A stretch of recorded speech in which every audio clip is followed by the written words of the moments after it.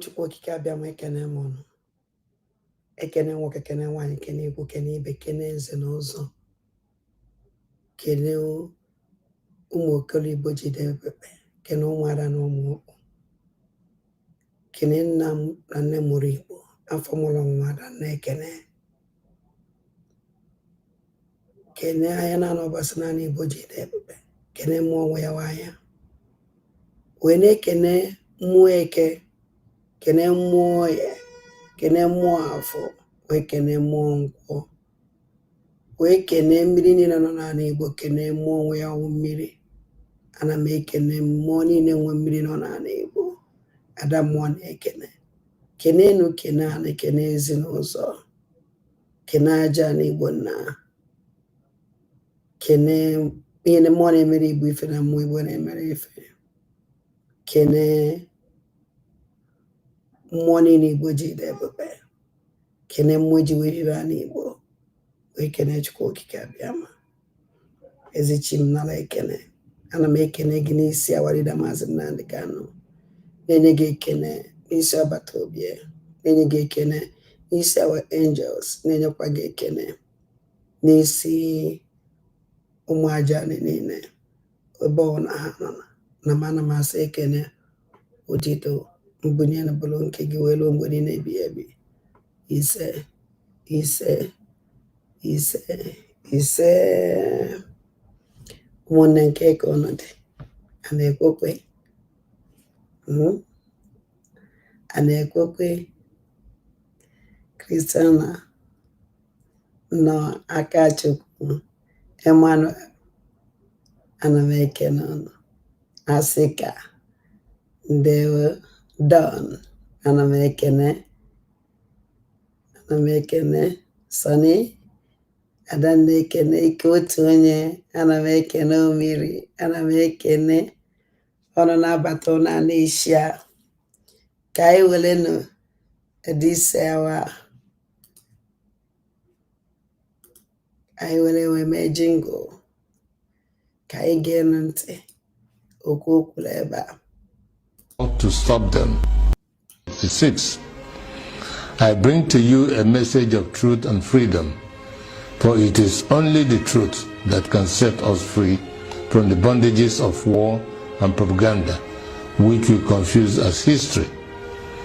My name is Colonel Emmanuel Nwora Nwobosi. I am 80 years old. It is time to be bold. I am too old to lie. I am not afraid to die. It is time to tell you why we had to try. I am the last of the original coup plotters of January 15, 1966 with Major Chukwu Nzogu. I knew Nzogu well. We went to school together.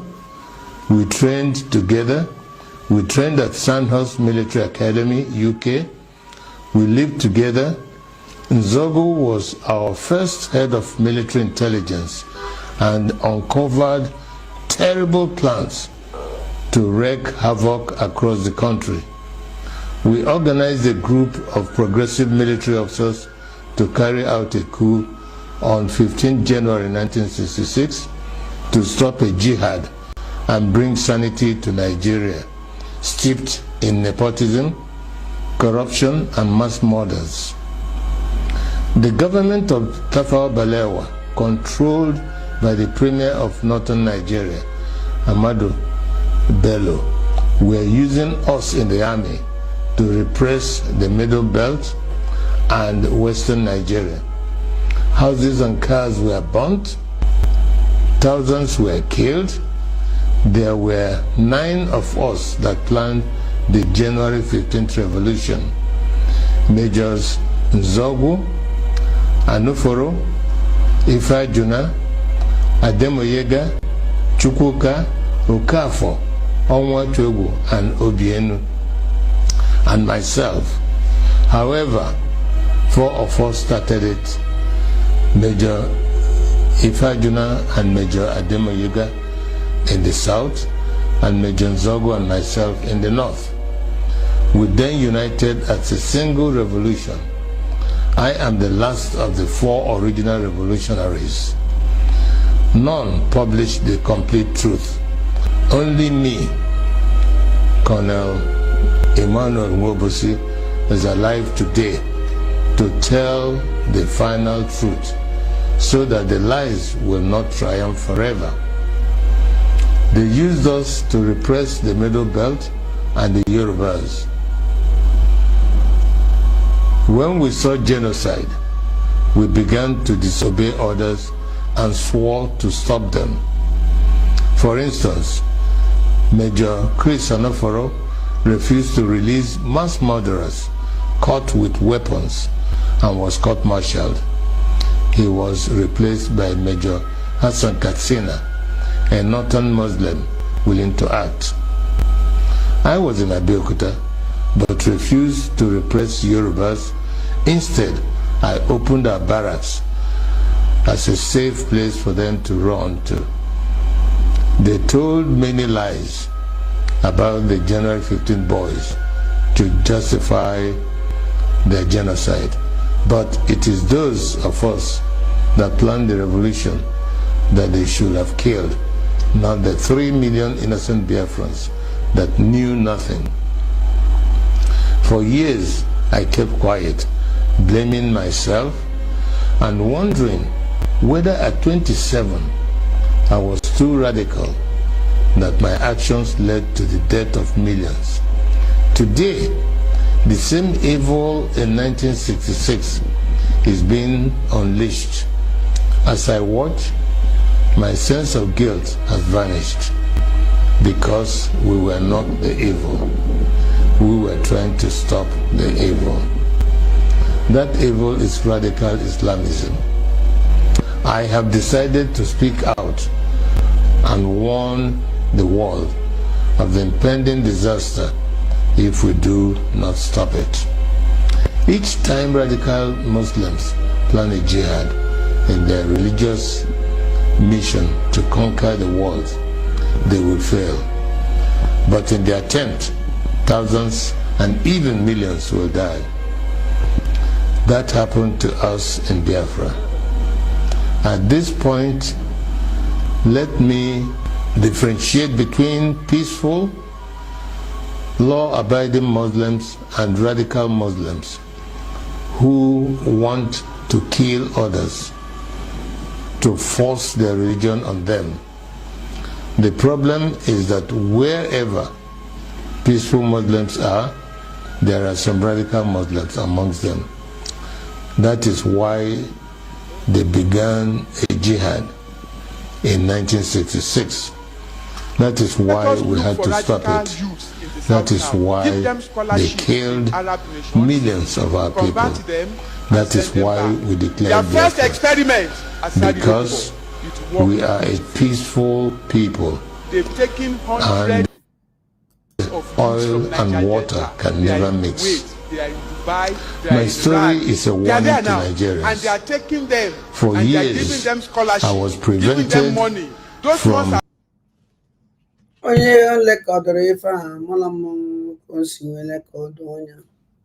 there is another voice, Mamala Eposiwe Pota, and I posted the video. This is the history, the survivor of Biafran War. And down during the Hachuaja. Well, no hope na one day. Yeah, I do at after na I am with Telelia, man, unfortunate. I now been I am not weekend and I drink because of these saboteurs. And when I this na struggle because the sabotage is too much. And I sabotage and come in SME. Man, so I was here also. I go my I mecha kwane mecha uche chukuyeme deki ya wanida mazen na de kanukulu. Iye gu Biafrans so ni nwere ike, but you can never stop Biafrans. Awanida mazen na de kanukulu. You can never stop Biafrans. You can never stop Biafra. Or not possible. No way. I have stop Biafra. Also saying when he came Hanchanine Malo. So umunne maunu nanya ekene munu majani. None. And I'm happy phone on abata on a nation. On an abata on a nation. Came up here also. I will many things. I jeme. This our brother. This our brother. Otrikwana potakwa again. Again yente. Otrikwana potazo. Again ontikono nolo ifo kuno. You that call yourself a camp president, you that call yourself a PFM president, now you are not coming out to deny there is nothing like Queen of Christians in Nigeria. Judas, why do you want to say Jesus? I'm not happy. I'm not happy for how our Christian leaders are selling us. Christian leaders that are supposed to stand for Nigerian Christians, they are now the ones that are selling the Christians. If we are in the time of Elijah, will Elijah denied there is nothing like Queen of Christians in Nigeria? If we are in the time of Moses, will Moses denied there is nothing like Queen of Christians in Nigeria? If we are in the time of Ezekiel, Jeremiah, Isaiah, will they deny there is nothing like Queen of Christians in Nigeria? But I don't know why our Christian leaders are lying. I don't know why our Christian leaders are lying. They don't want to tell the world the truth because of money, because of position, or I don't know whether they are afraid to speak the truth. But Jesus said that you shall know the truth, and the truth shall set you free. You call yourself a Christian leader, camp president, Christian Association of Nigeria. You call yourself a PFM president, Pentecostal Fellowship of Nigeria. They are, since 2009, they are Christians in Nigeria. And the world is keeping silent. Now that the world has rise up to speak, America is speaking for the Christians that are in Nigeria. Now that the world have rise up to speak about the genocide of Christians in Nigeria. And you that call yourself a man of God, you that call yourself a camp president, you that call yourself a PFM president, now you are not coming out to deny there is nothing like Queen of Christians in Nigeria. Judas, why do you want to say Jesus? Judas, why do you want to say Jesus? It's a very shameful thing to Christians of this generation. Why are you people lying? Mass burial every month. They kill Christians in Nigeria. And other pastors, they have compassion. They have pity over the Christians of Nigeria. And you, Christian leader in Nigeria, you are lying. You are lying. You are lying. Know that one day, all of us will live on this world. Bishop will die, General Overseer will die, Apostle will die, Camp President will die, PFM President will die, Prophet will die, Mommy G.O. will die, Prophetess will die. And when we live on this world, we go give account of the work we do on this earth. Nobody lives forever. And whatever a man sowed in this life, you will reap what you sow. It will be in the history. It will be in the history. There was a time there are Christians in Nigeria. And the Christian leaders that are supposed to protect Nigerian Christians are now selling the Christians, are now betraying the Christians with Nigerian politicians. You that call yourself a camp president, you that call yourself a PFM president, now you are. This is the voice of God. This is the voice of God. This is the voice of God. Now, can we put on a message, another message, OG Puta? Because we put another message. Okay, say what they hope to call me. Okay, ne. Genant. Yeah, I want everybody to know what is happening right now. They are looking for me to arrest me. They are looking for me to arrest me. Yes, I don't get many threats before concerning the video I'm doing, clean of Christians in Nigeria, calling President Donald Trump to come to Nigeria. Most of you thought that this video I'm doing for Trump is now I started it. No, I started this video many years ago for how they are killing Christians in Nigeria. But right now, as I'm talking to you now, they are looking for me to arrest me. They are looking for me. I did not commit any crime. Why they want to arrest me is because of the video I'm doing online exposing how they are killing Christians in Nigeria. That is offense I committed. So they are looking for me right now to arrest me. I was arrested in April 19, 2025, and I was released in the same month, April 29. So they arrested me before. They have arrested me before, but right now they are looking for me to arrest me due to video I'm doing online against the killing of Christians in Nigeria. So I'm doing this video so that everybody will know. Anytime that you people do not see me, know that they have taken me. So that is what I'm doing. That is what I'm doing.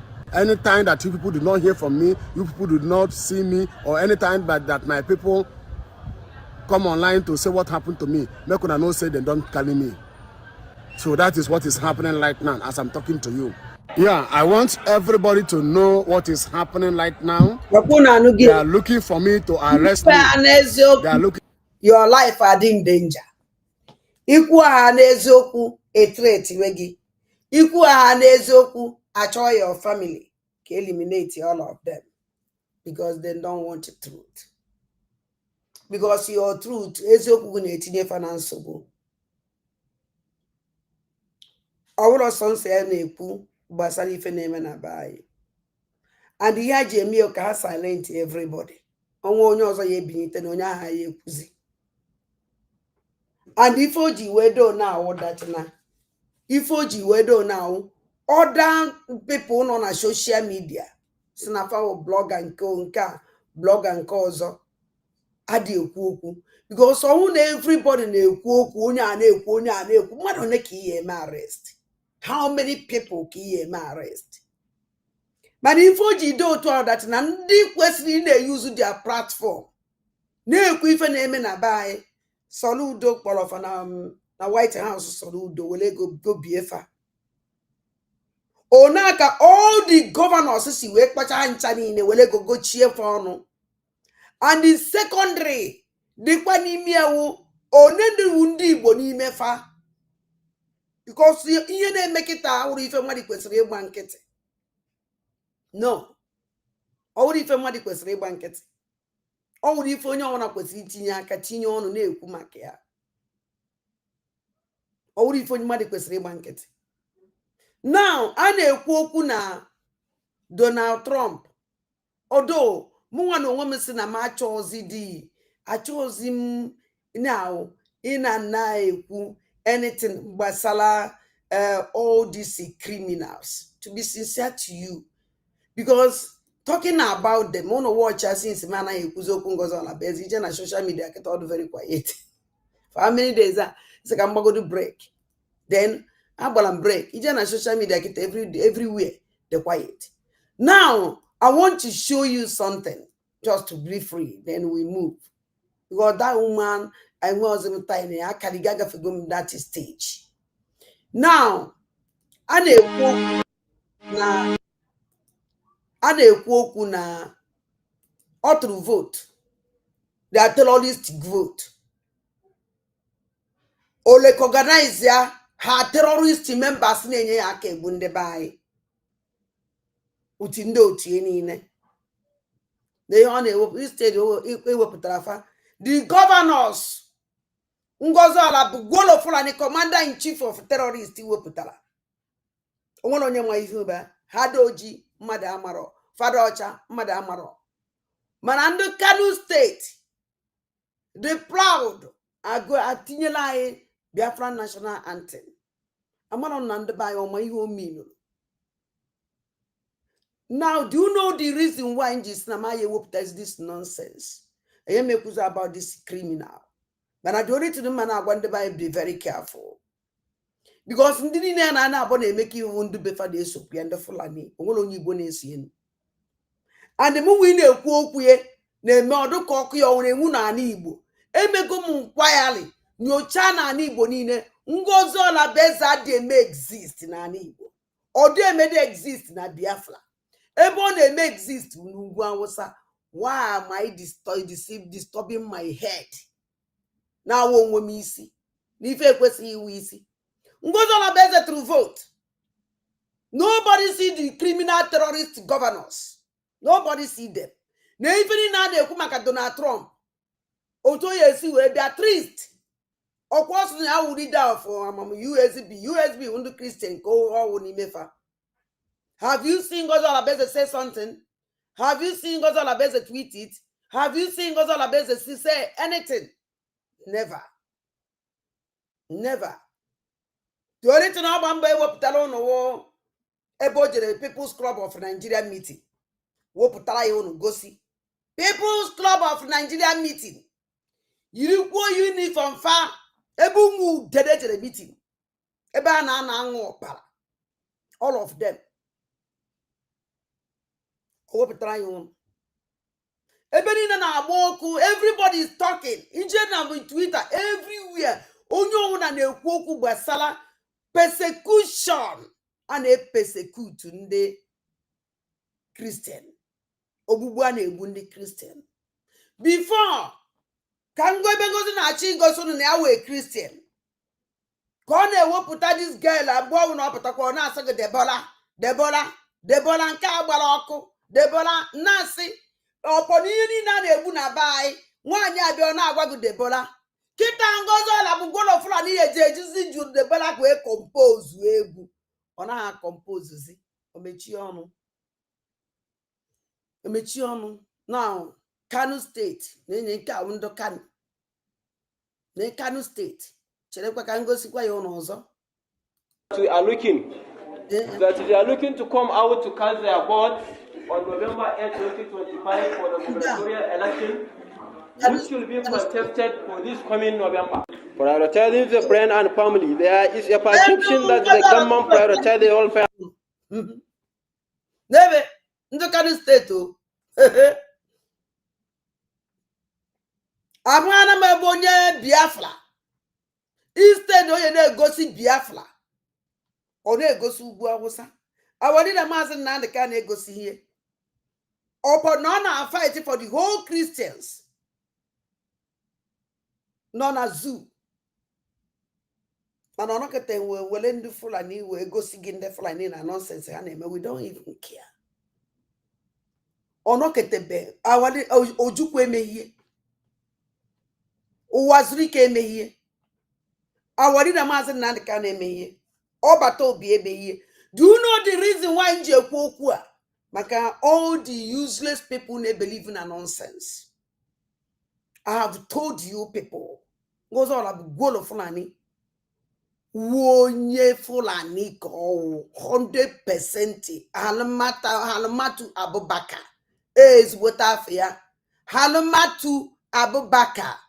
Ngozi wedu mgbe n'onye Igbo. She did not marry an Igbo woman at all. If on dinabo ya on the Fulani. Akuchi onwe nke na Bobby. Di Fulani onwulo nke wo onye Igbo. Do you know the reason why nje ekwu okwu a? I thought because asala na ma choose ikwu anything gbasara Ngozi again. Because he na-ekwu waste time. He na-enye ya ndụ ebe onwe ndụ adọrọ. He na-eme ya na somebody anaghị exist. Because he watch if na Biafra land. He watch if na Igbo. She is not existing. So I don't care. Yakabeji will anything about her. Yakabeji will go see the rubbish on a mouse and to vote. I don't even care about that nonsense. So I think I can go see why you know. Also, because of my name goes soon. Then I poor here because I'm not on time. Oh no, because I got go mono. In my trying to make me more. Born a more so drop or first because if you force yourself to drop. Ye na kuchana me ekuze chinine. Owo kwa na maye na ekuzi makia o mana jem na-ejizi eme topic to go dance kita were chala ya gafere ikuku agafe ikuku ya agafe na so and nke m kwesịrị igosi ka ndị be anyị mara na onye ọna na-eso Ngozi Olabaeze na support jihadist na-eme n'ala Igbo na support masaka na amasaka ndị Igbo na support organ harvest and harvest ụmụ Igbo na support invading the communities, burning their house by Ngozi Olabaeze Ebubeagụ that recruited terrorist group or recruit Caterpillar Okiso Fire all them kill and belly na ndị ochie gasị asị nka ngosikwa ya unu adịkakwa amụma ọnwụ na unu n'anya o nwere ife nchọrọ igosi ịgwa unu ọnwụ na unu n'anya unu afụ na this man udu ya adago ome ọ naghị ekwuzi okwu anaghị egosizie mbụ man pass man amara na unu mere understand na man pass man nobody show man pass man again amara na unu nwere idea do you know the reason why? Because na man pass man mere ive down o mere expose ive okwesị ime expose by iwepụta onye gburu dị $1 akụnyere and onye gburu dị $1 akụnyere nọ na military Ngozi Olabaeze then we meet man pass man wee kwụọ ya ezigbote ụgwọ ọkụ ife m na-eche amahụ m mana for you anyị nwee na-abụzi man pass man na-abịa na social media all the time na-akụ inye all the time gosi na that exposition ahụ mmụọ lapụtara man pass man o wee mee na amara onye gburu dị $1 akụjere and ana m agwa the family of akụnyere unu wee hapụ ije against ndị agburu nna unu mara na ndị fanwụ now from ime onye gburu nna unu ka unu eji m onye gburu nne unu maka nne unu poison ka enyerie poison ka enyere $1 akụnyere ọkwa onye gburu onye plan wee gbuo ya papa unu the same group plan kwala wee gbuo unu so unu ya agba nkịtị udo unu dakpusi ome no problem ụmụnne m unu na-abata unu na-eshia then apụọ m here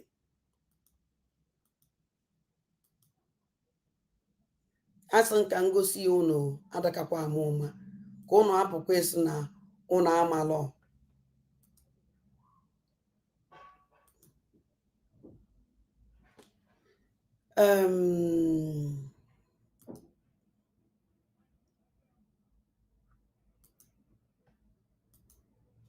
I have many things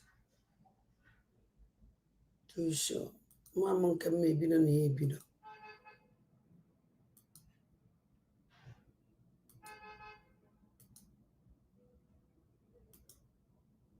Ka ebidogodo na Soludo. Achọrọ m ka unu gee ife this man kwuru about Soludo. Ịma ndị a this our brother onye ọ na nwere mmụọ na-achị ya nụ ịma ihe niile anyị na-etinye ekwu maka Soludo achọwa ndị na-eme Soludo attack eso na one of them na-eme na ọ na-eme ya attack na-eme ya expose gidere expose kwuo ma nwunye nwaanyị gbaa ọsọ na social media ọ naghị abịazi egosi ọka ya ọ naghị abịazi maka o nwere mgbe ọ nọkọtara ebe chọrọ ibiri na social media wee sendiele several messages nsendirie ọ naghị ekwezi abịa social media ọ na-akpụo genu ntị ka unu nụ because ụlọ anyị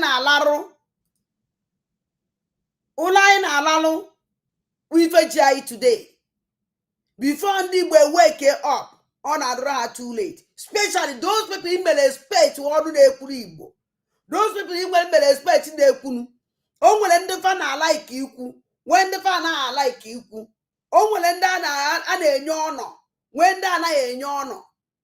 But no question like that. Imagine for this you will okay expose. It's so that more code expose. So that more careful expose. Yeah, more yeah expose. Only say excellency. Or will excellency. Yeah, may expose. It's already ample. Getting into Kenu if our brother Kulu. Onye ọbụla ana m asị ka ụbọchị taa mara onye ọbụla mma. Aha m brother Paul Chigbo.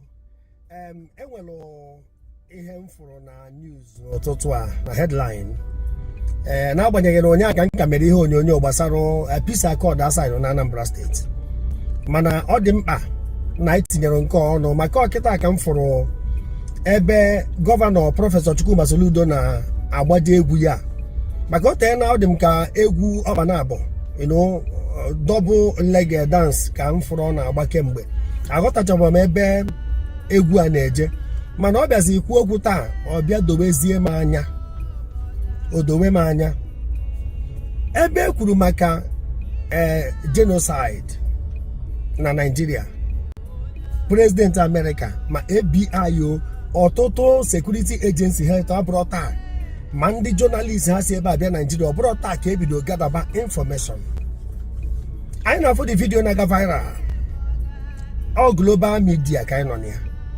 Nye ka President America pụtara.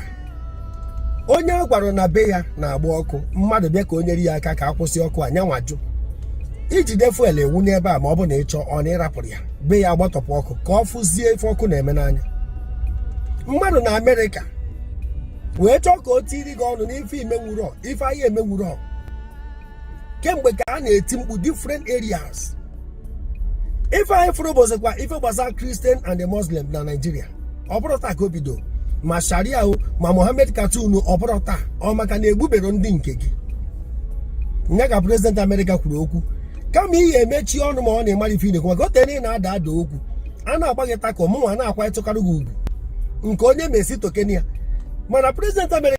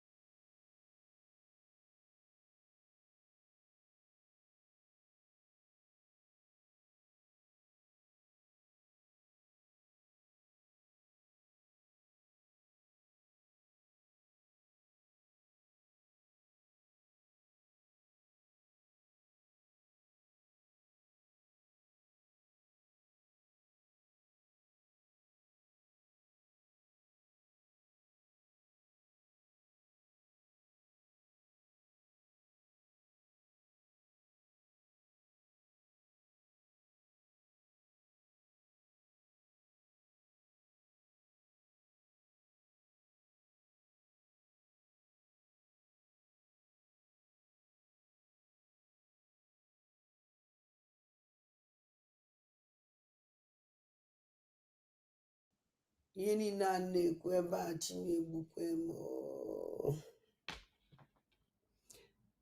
anọdụ na the line apụ mapụ. That is the problem. Ana m apụ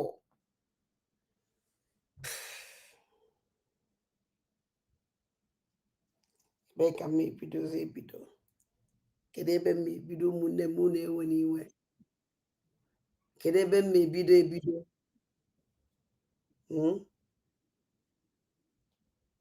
nna m ọdụ na mma apụrụ m out of the line. That is the why. That is the problem. Ndo No. Hey, adandem banande kede.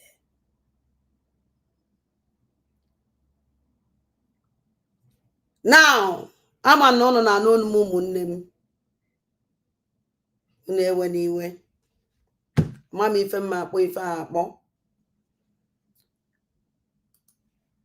Chereka brother Chigbo okwukwa okwu before nsanya. Uro. Kemgbe ka a na-eti mkpu different areas. If I follow if it was a Christian and a Muslim na Nigeria, obrota ka obido. Ma Sharia o, ma Mohammed cartoon obrota, o maka na egbubero ndị nke gị. Nya ka President America kwuru okwu. Kama ihe emechi ọnụ ma ọ na-emari ife ikwu, maka ote na-ada okwu. A na-agba gị tako, mụnwa na-akwa ịtụkarị gị ugwu. Na Chigbo ebe a ka nsị na ịdara ya. Solu dada abụ dada okwu. A professor enweghị ike ịdada okwu. Chigbo, iwe Christian, iwe brother Chigbo, iwe child of God. Onwere onye na-agba Soludo tako.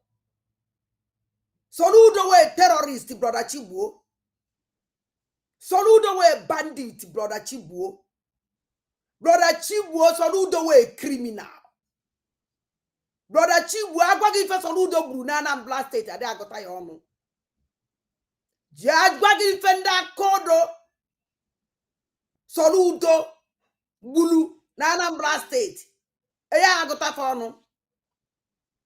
Soludo je asem brother Chigbo, je na son je nibe ma Soludo. Je na ndị akodo Soludo brother Chigbo. Ndị akodo je godu ki me exam ife ni na akoda. Onedo diba. Onedo diba ndị Fulani. Onedo diba ka Soludo bukori egbe buko ya akodo. Ogwe alu this man eji bịa na Anambra State. Omena mpu Soludo eji bịa na Anambra State. Soludo wo onye alụ ka ọ wo metere emete. And ana ya bịa ya aja. Enu ya bịa ya aja, na ya bịa ya aja, mmụọ ya bịa ya aja, mmadụ ya bịa ya aja. Ọnkụma Soludo ya ji oya nọ ndụ. Rie ọrụ ọlụrụ na Anambra State. Oya nọ ndụ wee rie. Ọrụ nke ọma oya nọ ndụ wee rie nya. Ọrụ nke ọjọọ oya nọ ndụ wee rie nya. Brother Chigbo, je na akodo. Owu na ilu na akodo ge mee na exam. Iwe awo omenala Igbo. Iwere akodo bunye ndị mmadụ a na-akụjisi ụmụ nwoke. Aka na-akụjisi ụmụ nwaanyị ọkpa. Brother Chigbo, on ifro video gara viral. Ndị akodo Soludo. Jidela our young youth. Wee mụ afa n'ala wee were akodo kụjisi chabụ aka na ọkpa. Brother Chigbo ifuru ya. So ifuchala ya. Ka na-akwari ugwu. Brother Chigbo, imo ife ndị nne na complain about Soludo. Imo ife ndị nne na complain about Soludo. Brother Chigbo, Soludo will win the elections no more agboro. Everybody is happy, not knowing na Soludo's no more agboro. Ka okpokoro ụmụ agboro niile wee recruit ofa, buko ife akodo, buko ife egbe, a na-agbagbusi ụmụ Anambra, a na-emere kidnapping. Na-emere kidnapping na-ewere ya ọga. Ị na-ebe na asị were ọnụ iji eri the brother Chigbo were sa na-agba etako ga na-akwari ugwu. Ebe na-akwa ebe isi na-akwari ugwu ka ezigbo iji akwari ugwu. Ị na-etowe n'enunu ị na-agbarụ nkịtị ka ebe iji wepụtawa brother Chigbo. AVG Soludo onwere ndị nọ na Anambra State anaghị complain. Soludo recruit gide terrorist le recruit gide we recruit odo recruit na agaza na nwa akwụna melora na ndị mmadụ ego with AK-47. Brother Chigbo ọrụ ifuru ya. Brother Chigbo onwere onye a complain. AVG Soludo bekatara ibe gbugide ọchụ cause gide accident. Onko cause n'ihe ma gburu about 50 something people.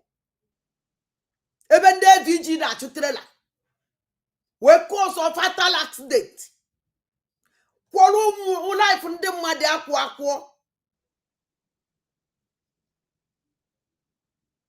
Brother Chigbo, ndị aka odo soro udo jere obosi nke a na-eme na otebe aka nke a mere ndị aka odo soro udo jere obosi wee jee n'obosi wee mee mpụ na obosi nke unu ejiri mma gbujifu nwatakịrị aka brọda Chigbo ifuru ya ịka na-akwari soro udo ugwu amakwa m ụdị brọda ewu amakwa nke isi eme Chineke azụ ya sịkwa ha izowe ndị arụrụ anyị Chineke anyị asịkwa ya anyị kwanyebara ndụ mpụ ugwu Chineke anyị sịkwa gị kwupụrụ anyị ka anyị kwupụrụ gị brọda Chigbo brọda Chigbo soro udo jere Amerịka tagia ndụ niile nọ n'ala Igbo ndị oshi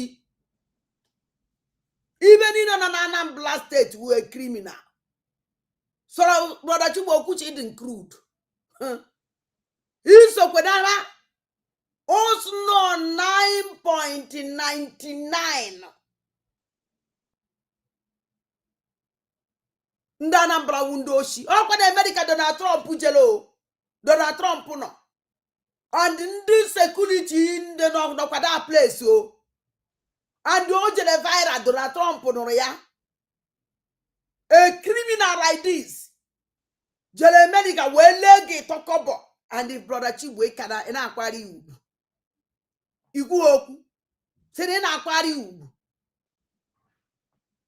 brother Chigbo aka na-ekwu nke a na-ekwu ndị aka ọ na-egbu na-egbukata ọdụ obvious soro udo mee AVD gbuo ọdụ obvious soro udo wepụta operation udo ga-achị ndị a na-ejezi na họteelụ mee họteelụ off-road na-kidnap our youth na hotel because our youth agwezi nke na-ekpe ala ahụ n'ụlọ wewachie na hotel wee ebe obibi n'ebe ha ya save their life brother Chigbo soro udo na-AVD yere operation udo ga-achị na ebubago wee jee na the hotel wee na-emezi ndị mmadụ off-road brother Chigbo ịnụ ya mgbe a na-ebe our youth off-road na hotel na-ebukọ ha na-apụ ana onye eburu pụọ n'omuọ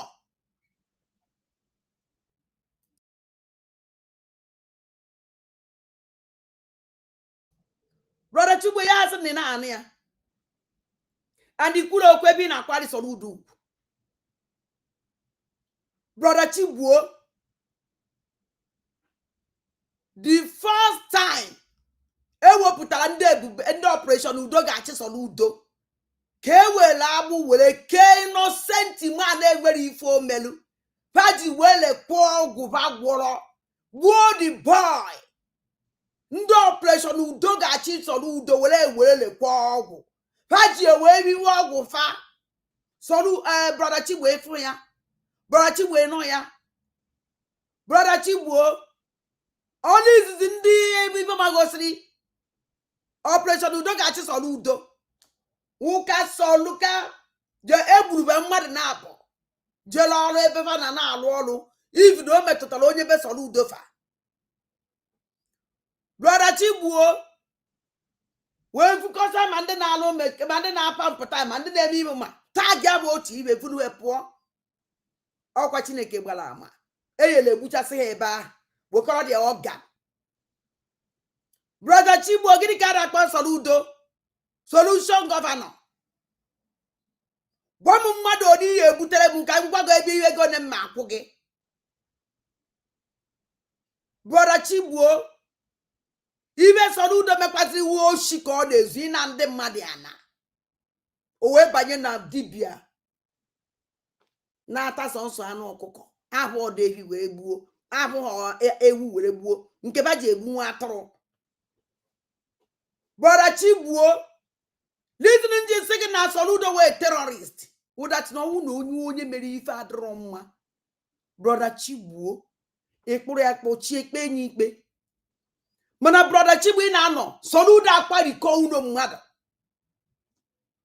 because of na enwere dibia akwarikọ unu mmadụ render the children useless render the children homeless onye mere ife dị unu ọkwa ịkpụrụ onye ahụ kedu ihe na-akwariri unu ọwụ omenala ndị Igbo brother Chigbo omenala ndị Igbo onye mechi ihe send ya exile omenala Igbo obodo ahụ debe Eba de sendia. Asupia no bodo. Brother Chibweji ibu no ku wele mara iba ndo terrorist na emi. O bandit na emi. Onye una na-egbu mmadu gba uno ya oku. Onye awozo onye Igbo ka owu. Soludo did it. Because na nna ya nke ibe na akpodi ya no Lai Mohammed. All even would this idiot in a soludo. Solution governor. A professor Nalani. Jela America well leg tokobo. Tufuo. The question folk about Christian again. A useless man like this. Una man this man adrom wikuoku. So him an aradria. Eba ma eku. Obewe professor. Kone man this man an akposo ruda won woke ko. Na na moya nkuni ke ebo nwa omuro. Oyiri saludo. Agwara m nwunye ya emecha ko gwa ya onye tụbara ya ime ahụ. Because that boy ahụrụ nwa Igbo ka ọ ndị ba ya na-eme udo omume anyị na-ekwo ya anya n'ihu ọwụ onye Igbo ka ọ. Anyị ma ọmụrụ ihu anyị. N'ọgwụ ebe nna esi ka o sikwa. A useless governor n'ala n'iyi jiri ọbara bido ndụ ya. Chọrọ iji ọbara wee end. Ka ị mepere ọnụ sị ndachi na ị na-akwari ya ugwu. Na a na-agba ya tako. Onye ndị na-agba ya tako. A criminal na-agwa eziokwu. Call a spade, brother Chigwo. And I may respect you before. And I can get one thing to respect. But I go one away, brother Chigwo, child of God, as I see you. But I need respect to Saludo. In Aquaria 1 2 2. It can Aquaria can be no pussy. Can it be no poo? Ebe Saludo America condemn war, kissing you a criminal.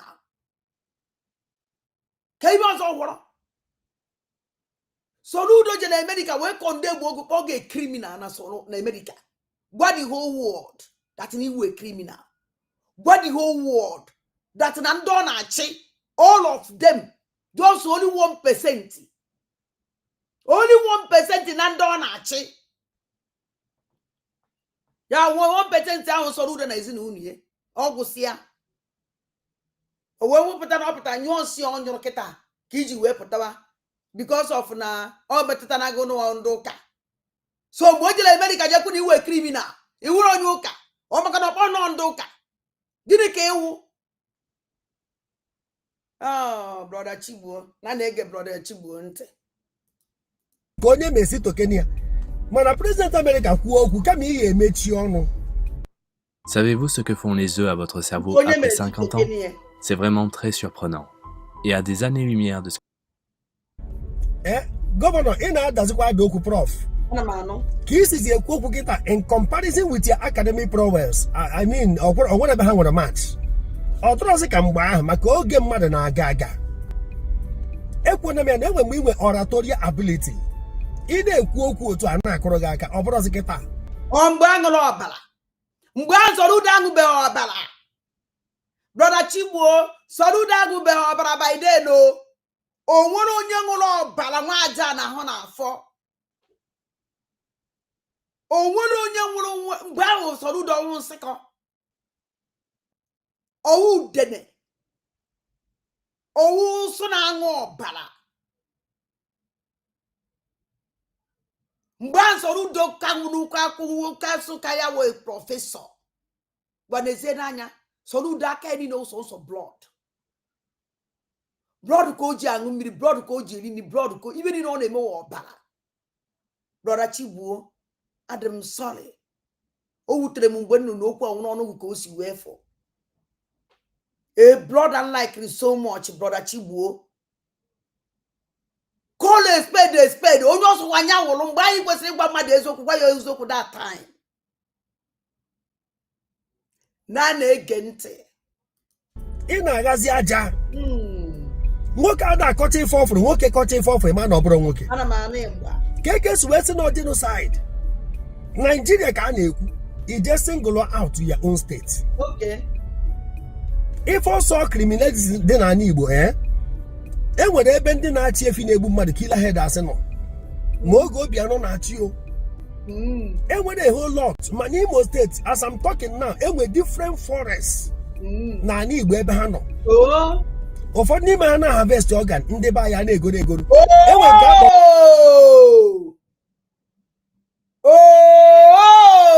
ọkwa organ ụmụ Igbo ka a na-harvest o. Ọkwa organ ụmụ our youth ka a na-harvest, brother Chigbuo. And ndị na-ego organ ahụ ndị Igbo, ibe ikwuru eziokwu. Ike a ikwutere ya, brother Chigbuo.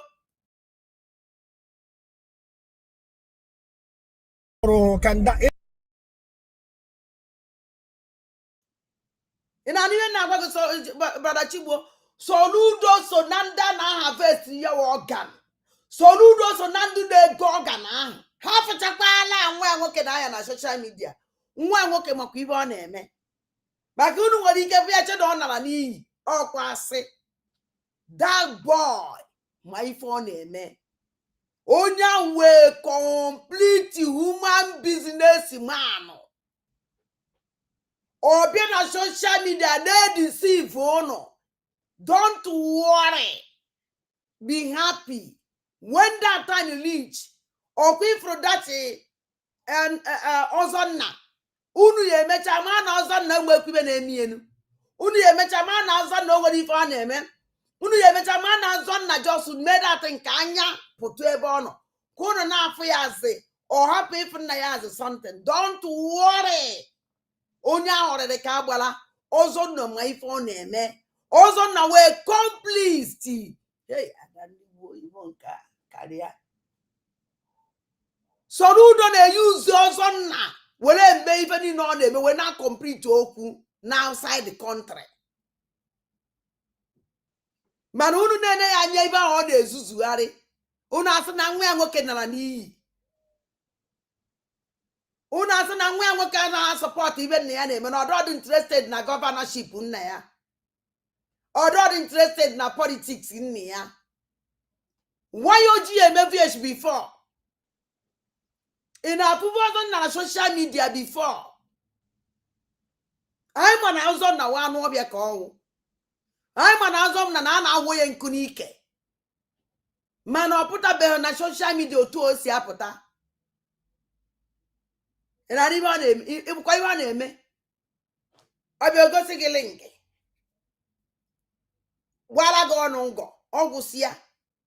Nyere aka ụmụ nwanyị. Ị na-ene ọzọ n'anya ka onye amara ife. Mbọsị mma na ọzọ na ama ife bụ mbọsị ajụrụ ya ajụjụ. Si anya kedu ife na ihe ọ na-eme isi. Ọ ya alaiki ka o rie.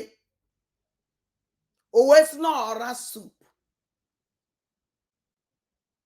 Ọla soup.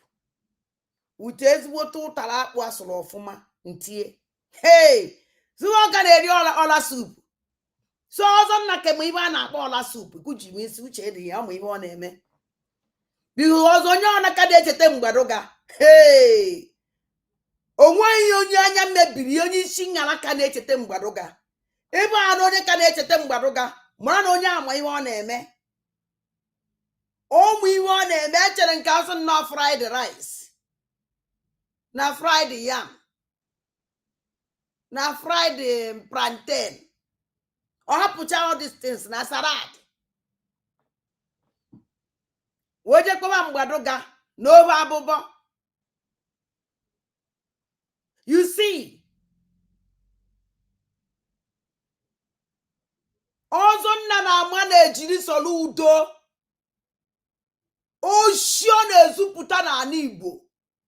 Ọzọ nna ya onye na-ama na-ejiri ya enu na outside the country. Ihe ahụ plan. Na na-eke nwanne anyị nwoke ntị. Brother Chigbuo nna na-ekwu. Ị na-aṅụ ọbara. Kanda ị na-aṅụ ọbara na aba agara ka enwude ya ka ifite dunu. Kanda ị na-aṅụ ọbara eme ka mma afọ na vidio. Ọkwa si na onye nwa na ndị na-achị efi egbu mmadụ, ndị Fulani mmadụ isi.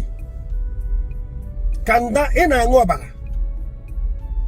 Ọ bụrụ na Anambra steeti. Na abịazi n'ikpeazụ a ụmụazị be anyị achọghị ịba uru. Irresponsible element juzie n'ime ọfịa. we na-eme yerisi na awa na onye the kind responsible element no n'ime ọbịa. If you see responsible element n'ime ọbịa Soludo kpokpuru yes Soludo kpokpuru fa all the irresponsible element ya brother Chigbuo who Soludo gwekọrọ egbochi kọrọ fa na ebere ekiri na onye ka o ji wee kpọrọ fa solution governor gbuo otu na-ejere ha na-enye my commission nsogbu adịrọ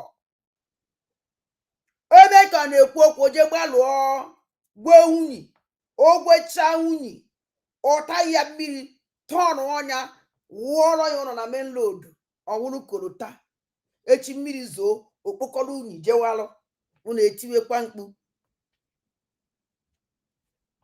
Brother Chigbuo emedoga ya this night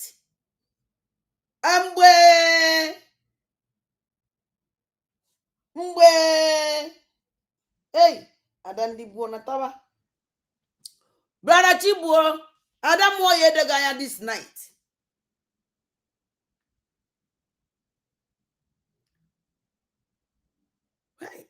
ada ndị mbụ na ndị egede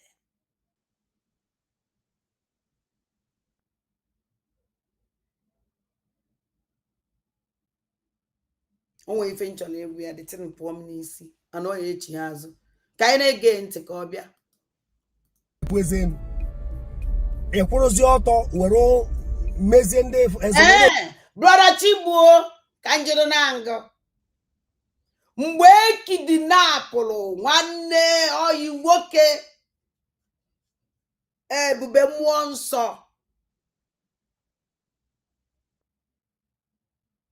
kedu gịnị ka o kwuru kedu igbe anapụta kedu ife o kwuru anara Soludo aka na-egbu ọchụ aka na-aṅụ ọbara ndị ana ọrụ na-aṅụ ọbara ndị Anambra udede na-eri ozu Soludo ya weta traka ka eweje traka those people Soludo siri ihe nwere traka no gọvanọ mba nkwado mba eyi nwa mba n'Enugu ka ejeje nata traka wee traka those people. Gọvanọ Soludo nwere ife omelu gọvanọ Soludo megharịrị arụ mgbe the Reverend Father pụtara ọkwa ọsọ na ife n'ọda place now na oluru over 300 na ha ncha dị na Fulani throughout ọkwa ife o kwuru did you see Soludo na Anambra State yo did you see Soludo mee something keko ye si be something ebe na White azụ na White House ya afụrụ m ebe nwunye ye gosiri ya ebe ndị Fulani bi na azụ White House Soludo ka ọ rụrụ ndị Fulani ụlọ ha biri na azụ White House ya ka ọ rụrụ ndị Fulani ụlọ ha biri. Brother Chigbuo kedu ibe ikwuru maka ya ịkpọrọ Soludo si ha why oji be send ọ dị ozi amị ọ na-esend a na-agbagbusi ndị be anyị ka o send federal place ebe ọma ha anya ya ebe aka ya adụghị ya ebe Soludo ama ndụ nọ n'ime ọbịa did Soludo do something ịma ibe Soludo mere ya na Ebube Mmụọ Nsọ nke ka Ebube Mmụọ Nsọ mechara Chineke wee bụọ ya ọnụ sisi anyị pụkwana na social media because na Ebube Mmụọ Nsọ mere alụ Ebube Mmụọ Nsọ mere na o jeje na-ejidegasị innocent children enwere ifefe tag afa gwa ụmụazị ekwete and Ebube Mmụọ Nsọ na enyi ya nwoke mana ụhụ ndị ahụ ụmụazị a kidnapụrụ ya ebe Ebube Mmụọ Nsọ onye ndị enyi nwoke Ebube Mmụọ Nsọ so na ndị Fulani kidnapụrụ ya o si na ndị Fulani na social media o si na ndị Fulani throughout na ndị Fulani ejidegasịzi ụmụ Igbo na-ejide ụmụ Igbo all the kind of people Ebube Mmụọ Nsọ na-enye blessing Ebube Mmụọ Nsọ na-enye criminal blessing Ebube Mmụọ Nsọ na-enye terrorist blessing bandit blessing Hence, the consign. Soludo is a terrorist. Soludo na ebuocho. Aka na ebuocho ko ogbu anwo obara. Ogbu azowo ozu. Oife Soludo. Hence the consign. No be the election. Now look up. Do up can even water. About the election. Ndarambla, dina ekwele egwu. It is under the whole pen. This criminal made haje biga.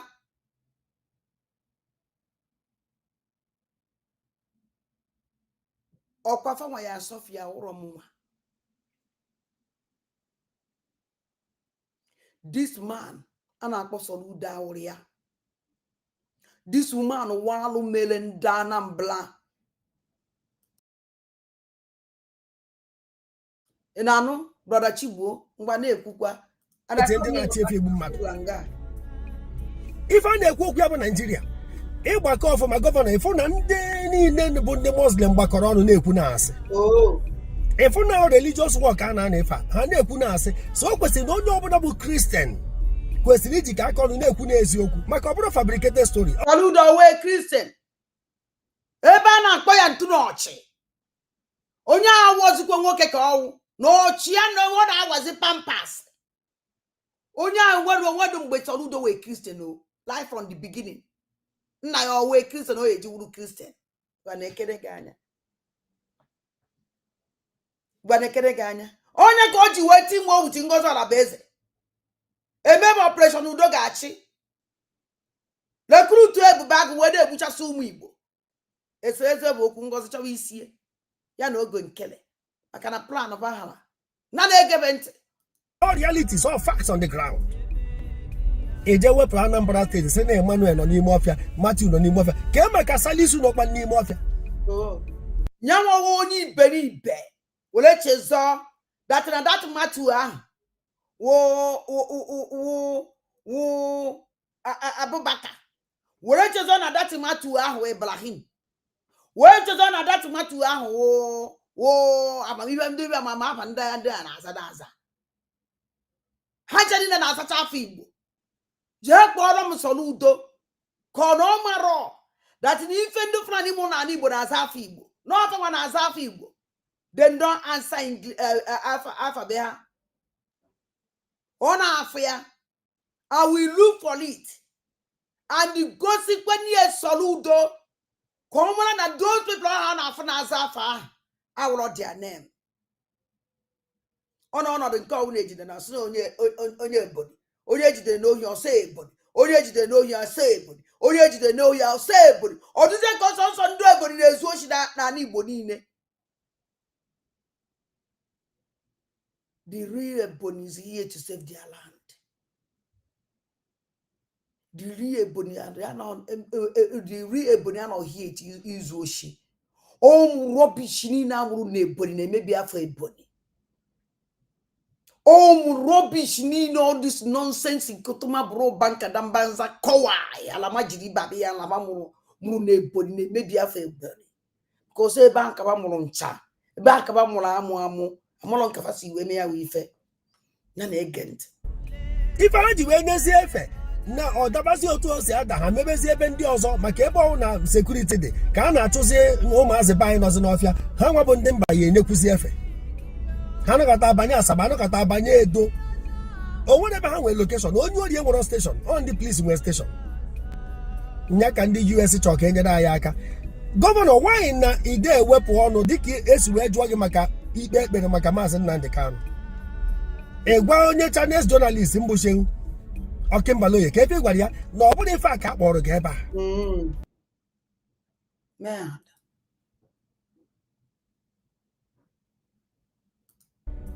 na ife abịa ka akpa ebe a maka Anambra State election ka ebe kpatara o ji fọ gị few days ọ ka ndị senta wee kwụnyere gị ife unu na-ada achọ dị federal backup unu na-achọ power from center ka ọ kwụdoro unu ka ka ahụ na-afọdụ unu na ndị unu na-achị alaikere unu ọ gbasalafa na like ya ọ chọrọ ego ka like ya nya Soludo bịara ka like anya n'ọla ebe ahụ ikpecha anya one day kịta ewere ọ bụla gara gụtụọ mgbere ma chikwu ekpokwe na ike akwa ndebe ji ọgan ba atụ mgbere alikekwara nke isi wee kwu n'ọndụ Fulani na-aha vestri ọgan ndị na-ege ego wuru ndị Igbo ibe anyị kwuru 100% eziokwu ọkwa eziokwu o and onye dị highest buyer wụ Soludo highest buyer wụ Soludo onye gba fort no gata oburu first imejochazie ndị na-achị ya subjects then wetazie back off from federal if we know that impunity a na-ekwu okwu ya if we know corruption ha na-ekwu okwu ya so with your intelligentsia governor ọ dịghị nnọọ ka inweta back up federal na-ebuzi agha na your own state mgbe ị nwere peace at home how can you make progress? Did Soludo kia? Do you see any property of Soludo nwere na Igbo? Did Soludo kia? Ọchịchị kịta na wala London America jelibezie gie on account is in trillion. Soludo don't care. Or don't care, or don't have time. Ogolonya na Chineke ala Kenya. Uri onye obi arachiri achikere ebe ọnụ. On America nwari nkata na street yo. He, chutu tu wo bolo nkata ejeje okpofu ya onye nyu onsi nyu ma amere okporokwa ebata. Anya so okpofu ya. Ogwu ibe na emezi. Na eri egie. Ya na family na America biri life o. Ole na obi o. All these people later on no before once one came on no be dani. They have sell everything. On the kita konicha. I know most of them when you na aba na ekwu. I wake with my konicha. Also ma da. Me mwa na that na ndị ji no fa no che lecha na anafa. Na fe lecha go anafa. Adi nne ya nya wule eziokwu.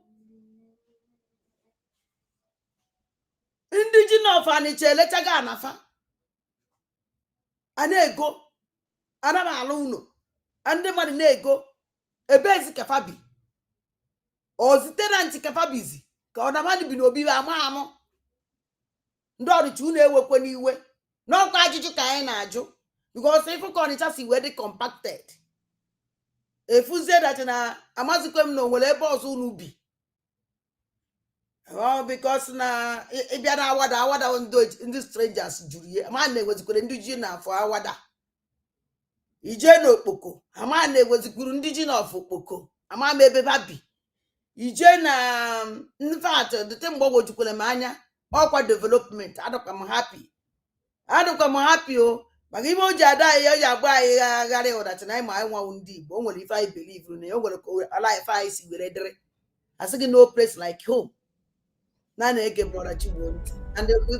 na ba na alụ na alụ mmadụ.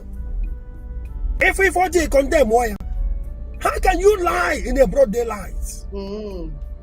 It's not so Emmanuel, not so Peter, not so onye anọ n'ime ọfịa. Enwe so many of them nọ n'ọfịa. Ọ na ụmụazị ba batazi ha nwanye efe nke a dị iche. Mana ọ ka mma na imechiri ọnụ. Egwute nke MNK iwepụ ọnụ na nke ahụ na ọ bụrụ ife aka akpọrọ gị ebe a.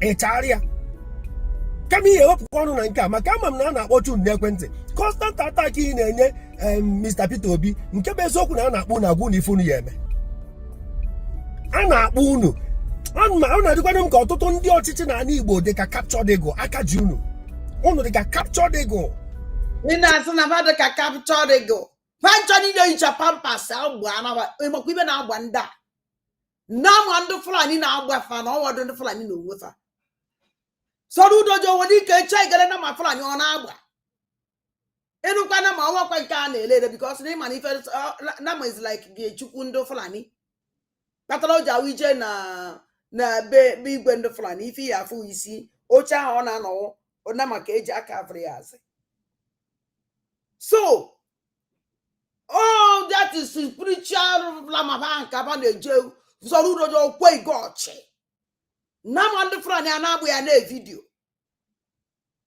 nwa nke na-emeji n'isi ya niile gwụọ bachara ọkọchị ikicheba ndị Fulani onye ka ha ncha niile ji were wuru zombi nwere nke nwere uche all of them onye ka Ngozi Ọla bụ gwolo Fulani chere onye na-eji wee keji ụmụ Igbo niile wee gwụọ were vurupụta ọma that na o nwere ndị ọ na-atụ nwe ndị ọ na-atụ onye zọpụta onwe ya ọ na-agba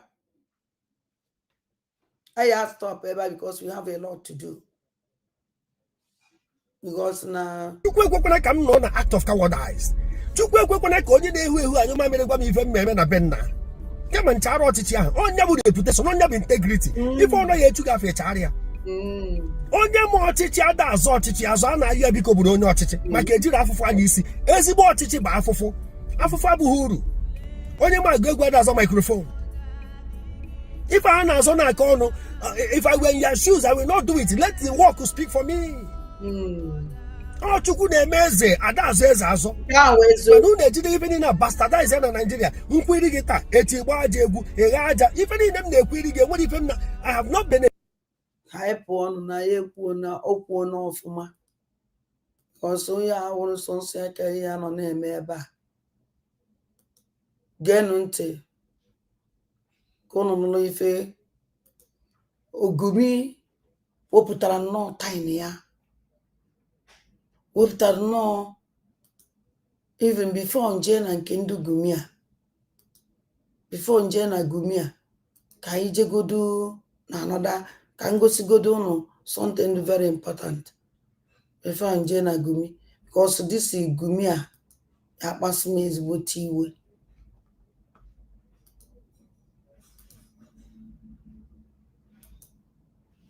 achọrọ nke unu gee ntị ihe ndị a kwuru ebe a In Nigeria has reached crisis levels with thousands of Christians being slaughtered.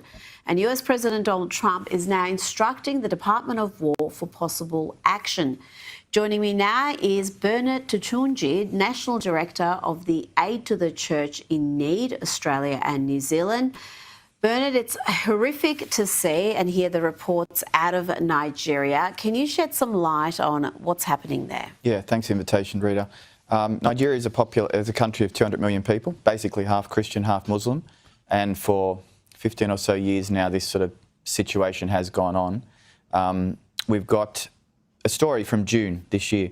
200 Christians who had been displaced already were sleeping in a church. They were locked in that church where they slept. The church was set ablaze, and those who tried to escape were either massacred or shot or macheted as they left. So there's a real situation for people. These are not uncommon stories, but then you've got situations of just discrimination, can't get a job, can't get into politics, can't buy land for the Christian churches. So this is not a situation that's new. It's been going on, and I think maybe the world's starting to sit up and have a look. Well, some of the footage coming out of that country is just horrific. We can't even play it. I can't even describe some of it. Yeah. It is that shocking. And President Donald Trump has announced the US will immediately stop all aid and assistance to Nigeria if its government continues to allow the killing of Christians. Christianity is facing an existential threat in Nigeria. We stand ready, willing, and able to save our great Christian population around the world. This is not going to happen. The killing of Christians is not going to happen. That was the president earlier today, and overnight the New York Times reported that the military has started drawing up some plans to quell the violence. It's a very difficult situation because airstrikes are possibly not feasible. What is the best help that the United States can provide in this current situation? I have to say that I think even President Trump coming out and saying something has already been immensely helpful because people are speaking about it, they're hearing about it, they're debating the question, what's going on there. And, you know, we hope for just leaders who do good things, and I think it's good that someone's coming out and just saying something who's got a very large microphone to straight up. That's a benefit. Whether or not we go in is a whole other question, but this is moving things in a good direction. And you said the population there is almost 50-50 Christian, Muslim. Why are the Christians so persecuted? Why don't they have the protection, the power? How are they being not only discriminated against, but in some cases slaughtered? Yeah, it's a good question. This is not like Pakistan where you've got a tiny minority of Christians. It's half-half. Until 2023, only 2 years ago, politicians ran on a Christian-Muslim ticket. 2023, there was a Muslim-Muslim ticket that went up. So we've got basically all areas of political and military governance is now governed by Muslims. We have Sharia law in 12 of 36 states from the year 2000. So it's starting to feel to the Christians like, well, this isn't really, we're not really welcome in our home. At the worst level, you've got these sort of massacres. At the general day-to-day level, you've got really, are we welcome here to get a job? Christian children, women have to wear the hijab right through that. Their female schooling, Christian catechists can't be in school, Islamic catechists can. So there's not an equality of person. And the Nigerians are feeling that. Oh, absolutely. Now, international watchdog group Open Doors has reported nearly 70% of Christians killed for their faith last year were in Nigeria. Groups like Boko Haram, Islamic State and West Africa Province and Fulani militants are blamed for most of these attacks, targeting Christians, often farmers. Rights group estimate that there are between 4,000 and 8,000 Christian deaths annually, murders annually. And we've got the Nigerian president refusing to address this violence. He said that the characterisation of Nigeria as religiously intolerant does not reflect our national reality, nor does it take into consideration the consistent and sincere efforts of the government to safeguard freedom of religion and beliefs for all Nigerians. What's your response to that? Because there has been so many world leaders really declining to tackle this issue. We've got Donald Trump now coming forward and putting it on the agenda. But where has the UN been? Where has the Pope been? Where has been the international attention on this issue? No one seems to want to put their finger in it. For whatever reason, it's very complex. It's not just simply Christians and Muslims. There's a whole raft of things. But you're talking now 60 to 100,000 people that have died in the last decade. That's not just farmers fighting over land. There's something deeper there. I mean, the president came out, he said what he said. It's a political response. They do have religious protections in their constitution, but it's not the experience on the ground. So you can say what you want. But the Christians are standing in the graves of their loved ones, begging for help, and no one's really listening. So I think the president really needs to listen to his people. And really, I mean, there's not an election for 2 years, but there needs to be a bit more of a recurrence to the Christians, an allowance for the Christians to live their life. Otherwise, they're really going to feel like they've got nowhere to go, which is really how they feel now. And we've seen that experience in so many parts of the Middle East already, where the Christian population has plummeted. Decimated, absolutely. Now, your organisation has launched an emergency appeal for Christians in Nigeria. Can you tell me about where those donated funds will go? Yeah, sure. Aid to the Church in Need has been around about 80 years.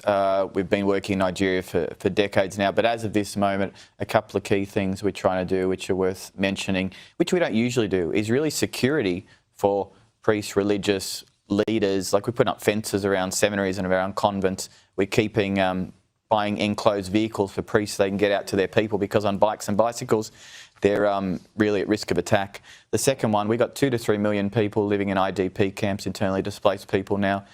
Most of them don't even have sleeping mats, so all that comes with that, not being able to sleep, not the bugs, the infections. So we're trying to sort of work with those people, bring them material aid, but also we're a pastoral foundation, bring them material aid, give them pastoral support, give them really hope in their situation. These are people of great hope.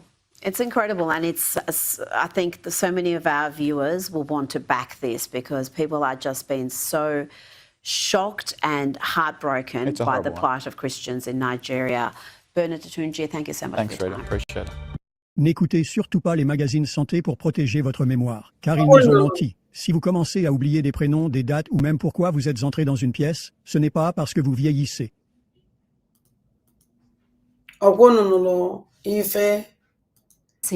Ifesakwulu nke ahụ ozikwe m nwa na-ekwu and ekwuchi na ndị happy for all these international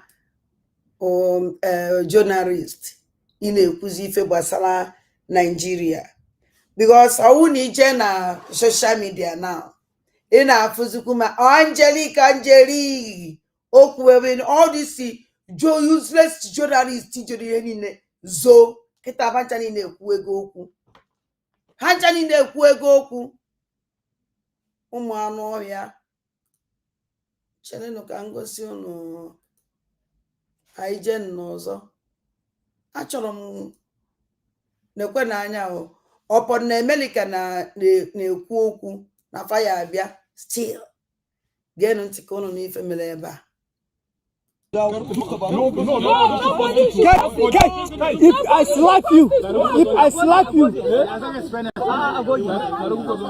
I slap you, you are very stupid. Delete it. Collect and delete it. Are you deleting this? Nigerians, shall I hear them? They say don't post it, delete it. Don't post it, delete it, delete it. But you know the story when it comes to my angle. I know they once they cover up, I open her.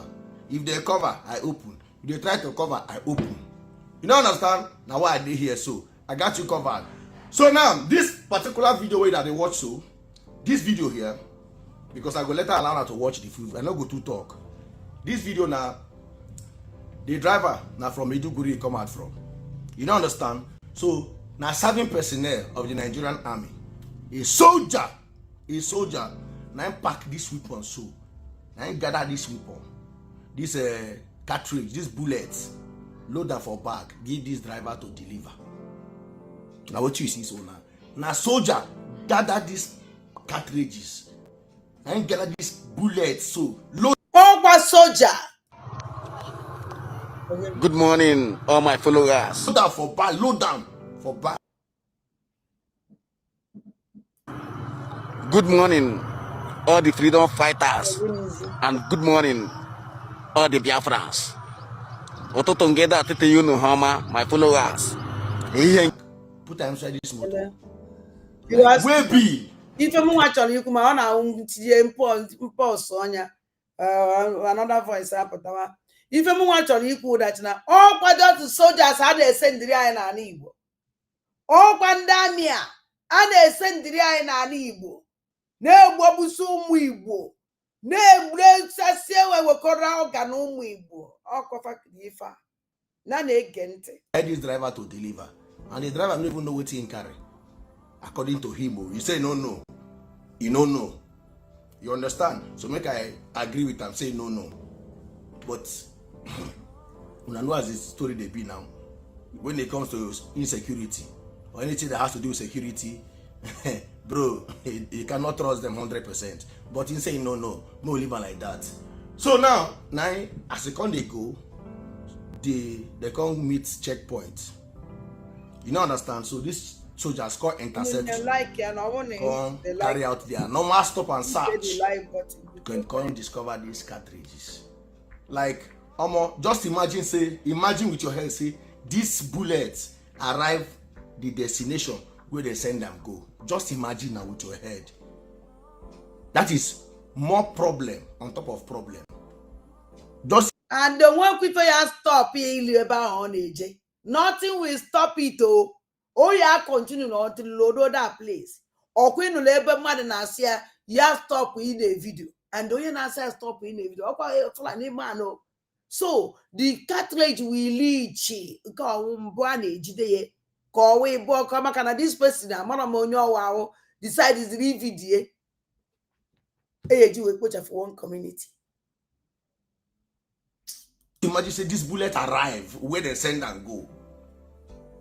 Now more problem on top of problem. So now be this now. So make I allow now watch the video. See what you see, I can never finish. Bude. Get the concealing now. What? To ai akwai lamba har yanzu bai tsira ba wancan din ma da an je za a kira shi da mun ka bane kai ga lamban su nan ga lamban mai karba ma shi ma za a je a kira kama shi kuma still a fasin da muke tausaya musu yanzu ai yanzu fasin kai naka sako ne sai ai fasila da ne da bude a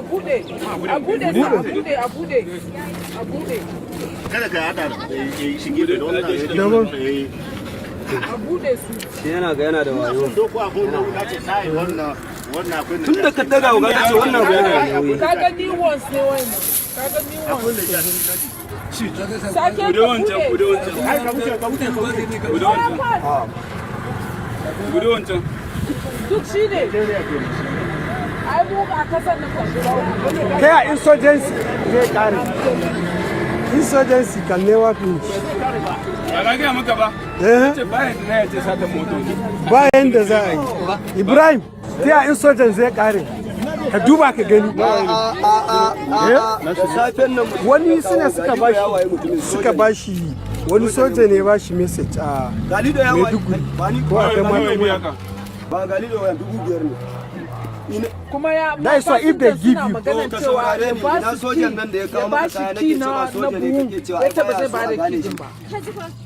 kai me ba ko nan to duk gaba ɗaya bullet ne ya ci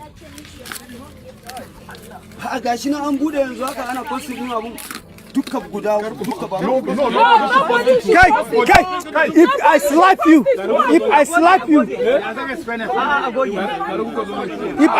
you you are very stupid. Delete it. Collect and delete it. kace me ai deleting gaskiya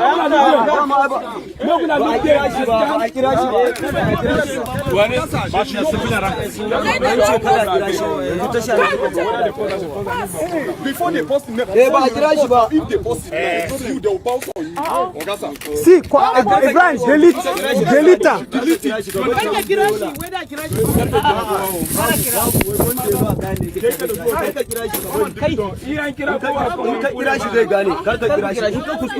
Gide hiru ne hiyoma. Abale ngeda fodu ne sulu nunu chioma. Na ha Chukwu kama prime ihe niile.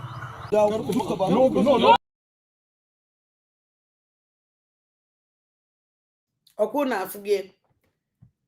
And if I name every day by day. Call name na not call name na east. My own destiny on can they buy a matter. Now I see a kwoku southeast na abowa mobi. Because so two say mena ife buru na buy kale ife buru na not. Ijugu na ezokwu every blessed day. Nke anyi nwa umu Igbo na-eji aye eme mgbele organ. Egbu oge were organ gote gị n'ime ome. Uwe gasị dị ime utuo. Enwegasịrị umi ebe ba na-atụkọ ya ozu ụmụ Igbo. Para ya nyizide. One ka ya enyi awado ibiedu. Atị gị n'ime ome asa awọ faga awọ ha iwe ya awọ ha.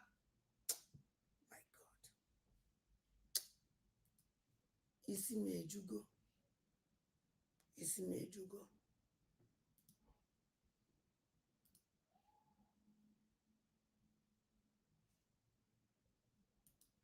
Ganunti, kono no. If our brother is our brother, oh no, are they possible? Please, I want you to share my video. Right now that they are rocking, right now that they are shaking, let us intensify this campaign. Imagine what one tweet from Donald J. Trump have done. If he continues to do that tweet, what do you think will happen? This is the time for us to intensify our campaign so that all the American government officials, their eyes will open. Even the eyes of Donald J. Trump will also open to the atrocities these people have committed. I am begging my online community. You see, governments have failed us. Churches have failed us. Traditional people have failed us. This is our time. We, the generation of now, this is social media time. This is no more the time of traditional radio station. This is no more the time of traditional TV station. Everybody now is online. And it was online that Donald J. Trump sent out this tweet that is rocking the Nigerian government now. Please help me. Just look at these pictures you are seeing here. You see, I know you love your mother, you love your father, you love your uncle, you love your cousin, you love your nephew, you love your nieces.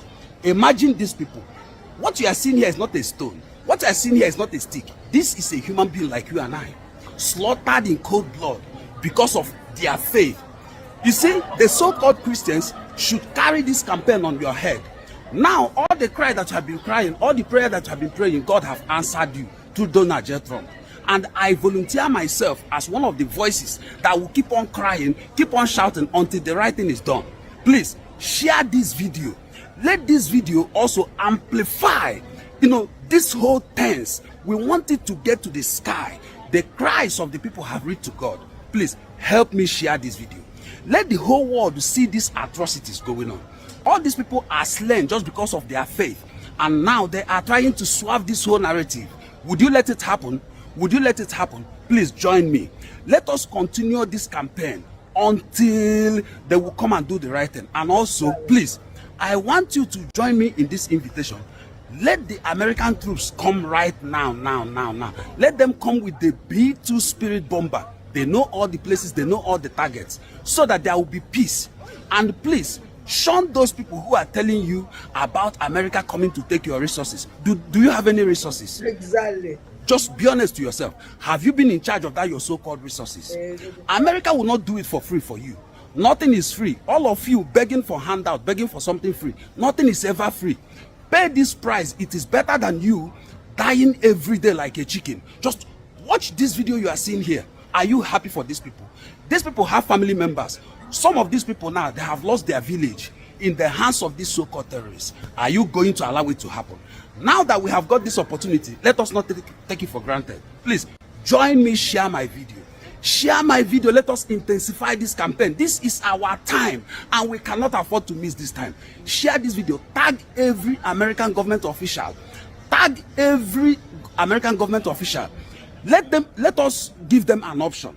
The option for these so-called dirty politicians in Nigeria is to cripple their bank account, place sanctions on them, place visa ban on them, deport their families that are living there, seize all their properties, cripple them. Because if Nigeria is good, if they are denied to travel, denied their investment outside, they will be forced to do the right thing. But because they have this option of sending their family there, banking their money there, doing everything there, they are just in Nigeria. They don't care about you. So join me in this campaign. Please, I am begging you, I'm on my knees. All the people of conscience, wherever you see this video, share it. Tag everybody you can tag here. This is our time. We cannot afford to miss this time. Please, please. You see, the churches have failed us. Government have failed us. Traditional people have failed us. This is our time. Please, share this video. And I have another video that I want to put for you. After watching this video, you will have no choice than to cry. These people you are seeing here, they are somebody's mother, somebody's father, somebody's uncle, somebody's brother. See how they are slain in cold blood. Would you join me in this campaign? Please join me and share this video. This is our time, and we cannot afford to. All of you who now put out online, when they defend the Nigerian government, now say America should stay there. Let us fix our country by ourselves. Ask me, come June. Uno, what the mad who know one day one like in that night, but Kedebe conscience no. Let this post in and whereby now. Coffin at funeral for 40 Christians slain on December 18, 2022 in Malagurun, Kaura County, Southern Kaduna. Ndi anini whereby now Christians, 40 of them, eburu in one night. Now, in Achigwam na here genocide. Ask him come June because when I one picture yesterday, Araba meba kam no hu Cubana chief priest Sekpuru ala na Sekpuru Erufai governor on the Southern Kaduna that time. Then I tweet here that we should not invite or we should not celebrate the invasion of America. That we can fix our country by ourselves. Mnaju Cubana chief priest, Nandedeka Cubana chief priest. What have you said all this while this thing is happening? Hafo tolo nade kudoku nade kuoku nde weisi. Hafo tolo bukatara no chuni mo state bo socho bora Lagos. Ebe mwa na bido na chwa ya oso pia ya otale. Cubana chief priest. Nda na ejizi anu mmadu ofa wa na eri anu mmadu eri. Cubana priest ada atano na mao. They don't eat nama. They don't eat goat. If eje sleep anyone mmadu. Oha ma udi umu deda na ekumakea. Ya je de wanu mmadu. You can't eat niwe ye we niwe umu nonsense na eri. That you particular somebody has an ele. Onedi keji esri ni. Ebe a na-ejezi atụ aka. Enwere ụmụ Igbo egwu onunu kpọkọ ebe n'ime onunu. Woni ife kpuchie nya. Ndu na-ede eji anụ mmadụ esi nri bịa ha atụ aka nke a chọrọ egbu olofa. Na na-ege ntị amadụ m ebe. Were you not living in Nigeria? Have you made any tweet condemning this insanity? Legodo to eshebu mmadu ibe gị. Ọkwa because ebube nne gị, gbuo nna gị, ma ogbuo nwanne gị, ma ogbuo nwanna gị. ndị a na-ebe a na inwe ike iche na ha wụ stone ma ọ wụ oshishi m sị ka m jụ unu ebee ka conscience unu nọ jụọ afa nna m ọkwa ndị afụrụ anya ndị ahụkwa ndị afụrụ anya ka eme ka ndị ahụ emere mass belia kedu maka ibe ndị niile egburu ndị afụrụ ozufe anya do you remember what Chinasa Nwolu kwuru one time ọ sị na ọnwụ na ije na Tiger Base na-enwere onunu na-abọ ụmị ọnụ Chinasa Nwolu ka si nobody first time ebe a na-akpọ solar pit ka solar pit n'ọnụ for the first time na anụ solar pit ka solar pit n'ọnụ Chinasa Nwolu na-enwere ịbụọ egburu fresh nke ju ekpochie o nwere n'azụ police station Chinasa Nwolu si na enwere 3 ebe a na-atụkọ ya ozu ụmụ Igbo o nwere ebe Chinasa Nwolu si na ije can go there with caterpillar na iwere ana caterpillar to onye mfonyite like this n'ọsọsọ anụ mmadụ ọkpụkpụ mmadụ ka ihe na-ekponyite Chinasa Nwolu said it onye dị ibe ahụ a na-atụkọ n'ime ụmị onye dị ibe ahụ ọhụrụ ọsọsọ ụmụ Igbo na Tiger Base Chinasa Nwolu sị na ha nwere ụmị na-aba egwu na o nwere ndị ekpochiri ekpochi ka ndị ekpochiri ibe egbugide kpojuo ụmị ekpochie gbukwa anọdụ onunu na-abụ o nwere ike bara ya ekpochie nke ahụ gbukwa ọzọ onye ndị ụmụ Igbo anyị na-ejegharị ka o nwere ife na-emenụ anyị na-ejegharị ka n'udo dị biznes anyị na-eje biznes anyị onye nke ya nata na omechie ọnụ ka na-eche na onye anata 2 years ị na-eche 3 years ị na-echie ndị Igbo ekwesịghị ịmadachi na ọnwụ na di gị abata ịma na ọ ya abatazi again ndị Igbo ekwesịghị ịma na ọnwụ na nwa gị abata ịma na ọ ya abatazi again mgbe ndị Igbo na-eche ka ọ dụọ ahụ kwụrụ ahụ bife asị na onye nwa na-egwu onye agaghị ozi kịta ihe awụ genocide and owe back ị ga-eji amata onye nwere conscience onye ọbụla ga-apụta condemn all this thing kpọọ ya aha for what it is mana unu niile ndị na-eplay lip service maybe unu na-achọ ka ahụ unu n'anya ma unu na-achọ ka akpụ unu asị ihere megbuchakwa unu one by one ọ mmadụ ibu unu dị ha ka a na-egbu ka ọkụkọ then ị na-enwe the gut ịpụta online instead of gị nwee hide onwe gị zoo onwe gị na shame something na happen under your nose that you could not see. Donald Trump all the way from America, United States, ahụ ya chọọ ka o mepee gị anya isi mba na ọ na-abịa iwe your resources. Asị m ka m jụọ, which resources do you have?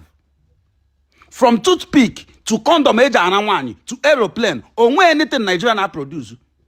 In aga every time the same America say let them not come. America na run your country every day. Gị ga na IMF gị na-ebere ha akwa ka nwa busu ha were ego nye gị anyachaghị ego aha nye gị weapon gị were na-egbushi ndị mmadụ. Just look at what you are seeing here. Then ị na-ahụkwa all those so-called men of dog, ndị na-akpọ men of dog pụtara mgbe Jonathan nọ n'ọchịchị here. They fought everything to make sure Jonathan go out of office. Mana today all of them are gala mute. They don't see all these things happening, even though Nandi and Ebuko Christians like themselves, people who are intoxicated with fame, money, and hypocrisy. They cannot face reality. Here never was in the mother. Help on and share this video because tag yano American government, tag and Donald Trump say no be one ketankechi people are gula. Donald Trump and American troops because be one Nigerian ketankechi. Bruno this B2 spirit bomber Bruno bia biko. Uno ma about these people no biko. Biano ka ala juoyi. There are a video about say America please come. America please come. America please come because it's only America that can save this situation. Share this video. This is not a joke. Sometimes Abatana one village in one night when people are sleeping, round all the whole village up. Everywhere on Sunday, the same Christian and made this in a Ghana church. Ghana Hallelujah challenge. My brothers and my sisters. And the so-called pastors and the fathers and the Okochukwus. All of them, because now maybe this even in maybe this Mataya says and Mataya says and I condemn all of them who descend and on and I hold you up. On a brown kitty. The only thing I wonder if you don't wake up. Onye bisi na bi be ofu. Nobody. Ofu tupu imi. Ofu tu anya. Achọrọ nke unu gee debating. Achọrọ amam ibe memeji nchọ.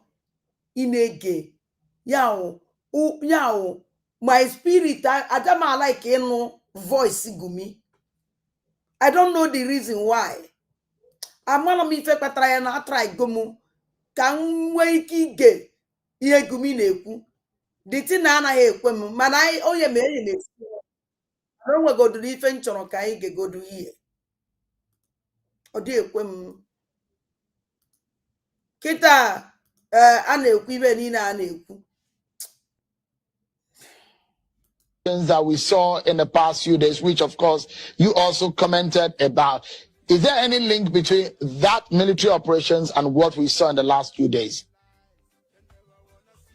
As I speak to you, honest political leaders and religious leaders have approached me to encourage military to come around because these people have created fear into the citizens by their dastardly act.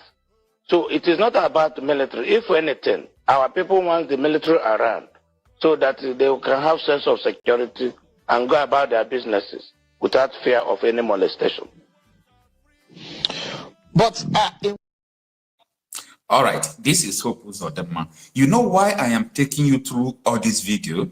I'm taking you through all this video before we will now go to the letter Nnamdi Kanu wrote to Donald J. Trump. I am giving you background so that you will know where Nnamdi Kanu is coming from, so that you will know the truth. You will know that Nigeria state have been lying to you. First of all, I started from Al Jazeera journalists asking Buhari, why shooting innocent and peaceful protesters? He said because they are seeking for Biafra. Simple as that. Do you get it? Now, from there, I show you what David Umahi said.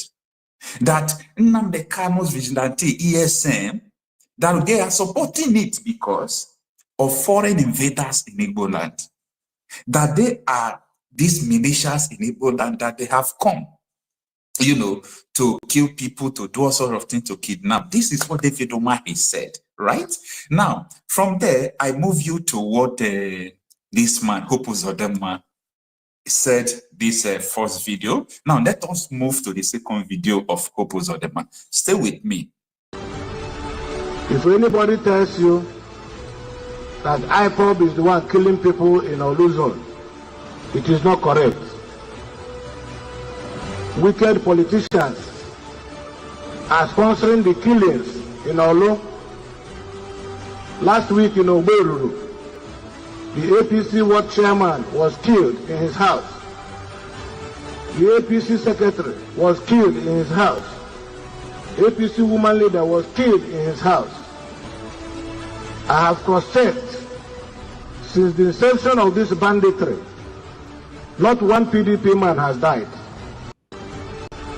If anybody tells you...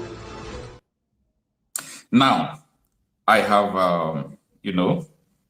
I have finished playing the videos I want to play for you for now. The reason why I just bring this background to you is because of people who are not aware where this rain started falling.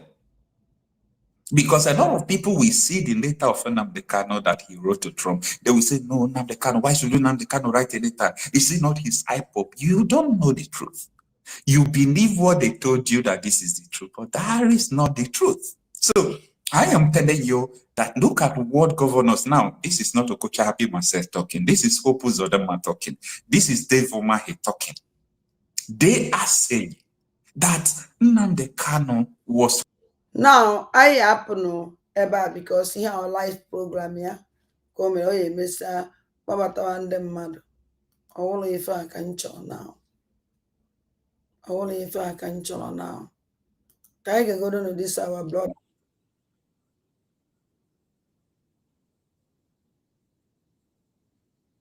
Besoin de chaque équipe et Ahead of Mazi Nnamdi Kanu's court proceeding tomorrow, being 7th of November 2025, as Justice James Omotosho is waiting for him to come and open his defense, the detained leader of indigenous people of Biafra, Mazi Nnamdi Kanu, has written a very strong letter to the President of the United States of America, Mr. Donald J. Trump. On his letter, he commended Mr. Trump for the bold step he has taken in making sure he brings terrorism and religious genocide to an end in Nigeria. He further stated that it will be so interesting for President Trump to know that the state genocide is not limited to the northern part of Nigeria. Rather, that the Igbo land, which is the eastern part of Nigeria, is also suffering from another form of genocide. Yes! Hey! Guinea! You see, this is the leader. Have you do this kind of thing? The answer is no.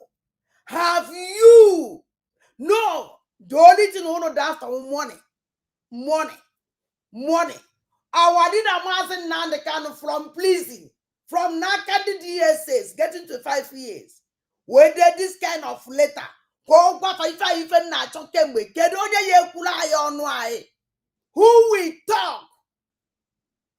Onye ya bia kuputa the genocide in our land. No kwa terrorist attack. Our leader Mazi Nnamdi Kanu is inside the DSS where they Donald Trump later. Ngozo alabugoro fulani ne recruit to his terrorist group oje bundebai. Ogen kele the same thing. Asinka Chukwu Di mana gozri ma our leader. Ebo uno nana. And the man like ko bato bi edekwo nke no uno debe. This is the great leaders that we have. Upon inside DSS dungeon, our leader Mazi Nnamdi Kanu continue fighting for Ndi Igbo. Oh my God. In the hands of Nigerian security operatives in guise of fighting terrorism. Without taking much of your time, let's read out the letter as Mazi Nnamdi Kanu wrote it to Mr. Donald Trump through his lawyer, Barrister Aloy Ejimako. The letter reads, Mazi Nnamdi Kanu detained at State Security Service SSS headquarters, Abuja, Nigeria. Reply care of Aloy Ejimako of Counsel, Aloy Ejimako Legal Services, B12 Amak Plaza, Wuse Zone 3, Abuja, Nigeria. Phone number, email address. Date, November 6, 2025.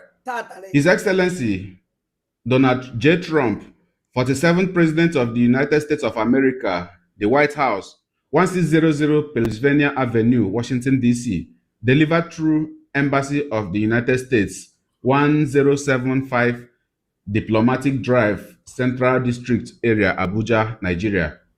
Your Excellency, I extend warm greetings to you in the name of the Judeo-Christian faith and values we both hold dear. As a practicing Jew and a believer in the Judeo-Christian heritage that shaped Western civilization, I was honored to attend your campaign event in Des Moines, Iowa, in January 2020.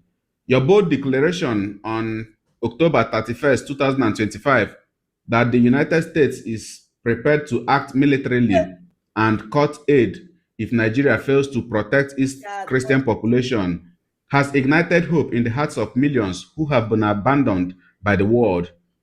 You have seen the truth. Christians in Nigeria face real existential threats. I write to you now to reveal that the genocide is not confined to the north.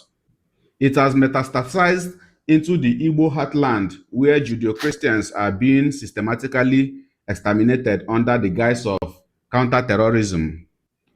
I, Mazi Nnamdi Kanu, leader of Indigenous People of Biafra, IPOB, a peaceful, non-violent civil rights movement rooted in Judeo-Christian principles. Since 2015, I have survived 4 documented assassination attempts by the Nigerian state. On 20th June 2021, I was forcibly abducted from Kenya in an extraordinary rendition operation, an act that violated Kenya and international law. As condemned by the Kenya High Court ruling, petition number E282 of 2021. Despite this ruling, I was illegally transported to Nigeria and thrown into solitary detention in Abuja without a valid subsisting charge, and for the sole crime of defending my people's right to life, faith, and self-determination under international law. Si vous pensez que l'argent sur votre compte en banque vous appartient vraiment, alors écoutez bien les 2 prochaines minutes. Des centaines de... On 13th October 2022, the Court of Appeal in Abuja, bracket open, CA/ABJ/CR/625/2022, close bracket, discharged and acquitted me of all charges, ruling that my rendition was illegal, unconstitutional, and a gross violation of international law. The court ordered my immediate and unconditional release, yet I remain in solitary detention over 1,596 days since my abduction. The Nigerian government defied its own judiciary, refusing to release me as ordered. I was never released, so there was no rearrest, only continued unlawful imprisonment in blatant violation of constitutionally protected double jeopardy safeguards under Section 36, subsection 9 of 1999 Constitution and Article 7, sub 2 of African Charter. The UN Working Group on Arbitrary Detention, Opinion number 25/2022, declared my continued imprisonment arbitrarily, unlawful, and politically motivated. This is not justice. This is state capture of rule of law to silence a Judeo-Christian voice, a hidden genocide against Judeo-Christians in eastern Nigeria.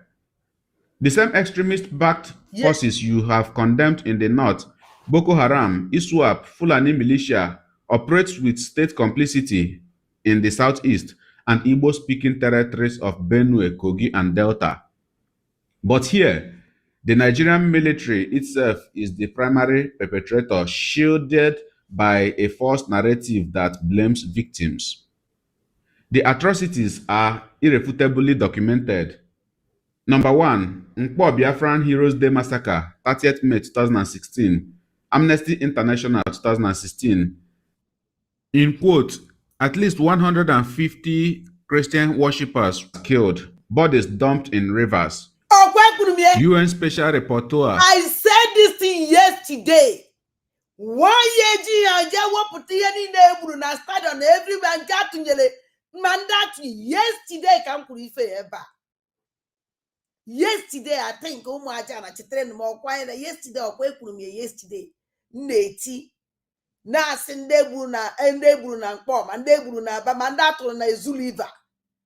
Mandeburu ni Enugu State, yabu for one onye na-ekwu okwu yesterday. Oh my God. Agnes Kalmad, in bracket A/47/47/33/ADD.2, paragraph 48, close bracket, in quote, security forces opened fire on demonstrators at St. Edmund's Catholic Church. At least 60 were killed, over 70 injured, victims shot in the back while praying. Inter-Society 2016 filed report, in quote, true death tolls exceed 900 with mass graves discovered near Onitsha. This was not a clash, it was a massacre of worshippers commemorating their fallen heroes. Number 2, National High School Aba Massacre, 9 February 2016. Amnesty International, in quote, 22 killed on site, 13 bodies exhumed from Boro Pit near Aba Port Harcourt Road, end of quote. UN Special Rapporteur Agnes Kalamad, bracket A/HRC/47/33/ADD.2. National High School Aba Massacre, 9th February 2016. Amnesty International states, in quote, 22 killed on site, 13 bodies exhumed from a Boro Pit near Aba Port Harcourt Road. UN Special Rapporteur Agnes Kalamad, bracket A/HRC/47/33/ADD.2, paragraph 45. In quote, soldiers from 144 Battalion fired indiscriminately into a crowd of young Christian students praying and singing hymns. No evidence of armed resistance. Children were executed for singing Sweet Jesus. Number 3, Operation Python Dance 2, 12 to 14 September 2017. Amnesty International 2025, in quote, a decade of impunity. 150 plus killed in raid on Kanu's home in Afaruku. No soldiers died. UN Kalamad report, paragraph 51, asymmetric use of lethal force enforces disappearance. Part of a continuum of state violence. I survived the assassination attempts. The day 28 unarmed civilians did not. Number 4, Obi Igbo massacre, October 2020. The letter long go, it be like say it reach 8 pages, but the ones where we get here, may we just summarize them. In closing, he said, Mr. President, history will judge us by what we do when genocide knocks. You have the power to stop a second Rwanda in Africa. One tweet, one sanction, one inquiry could save millions.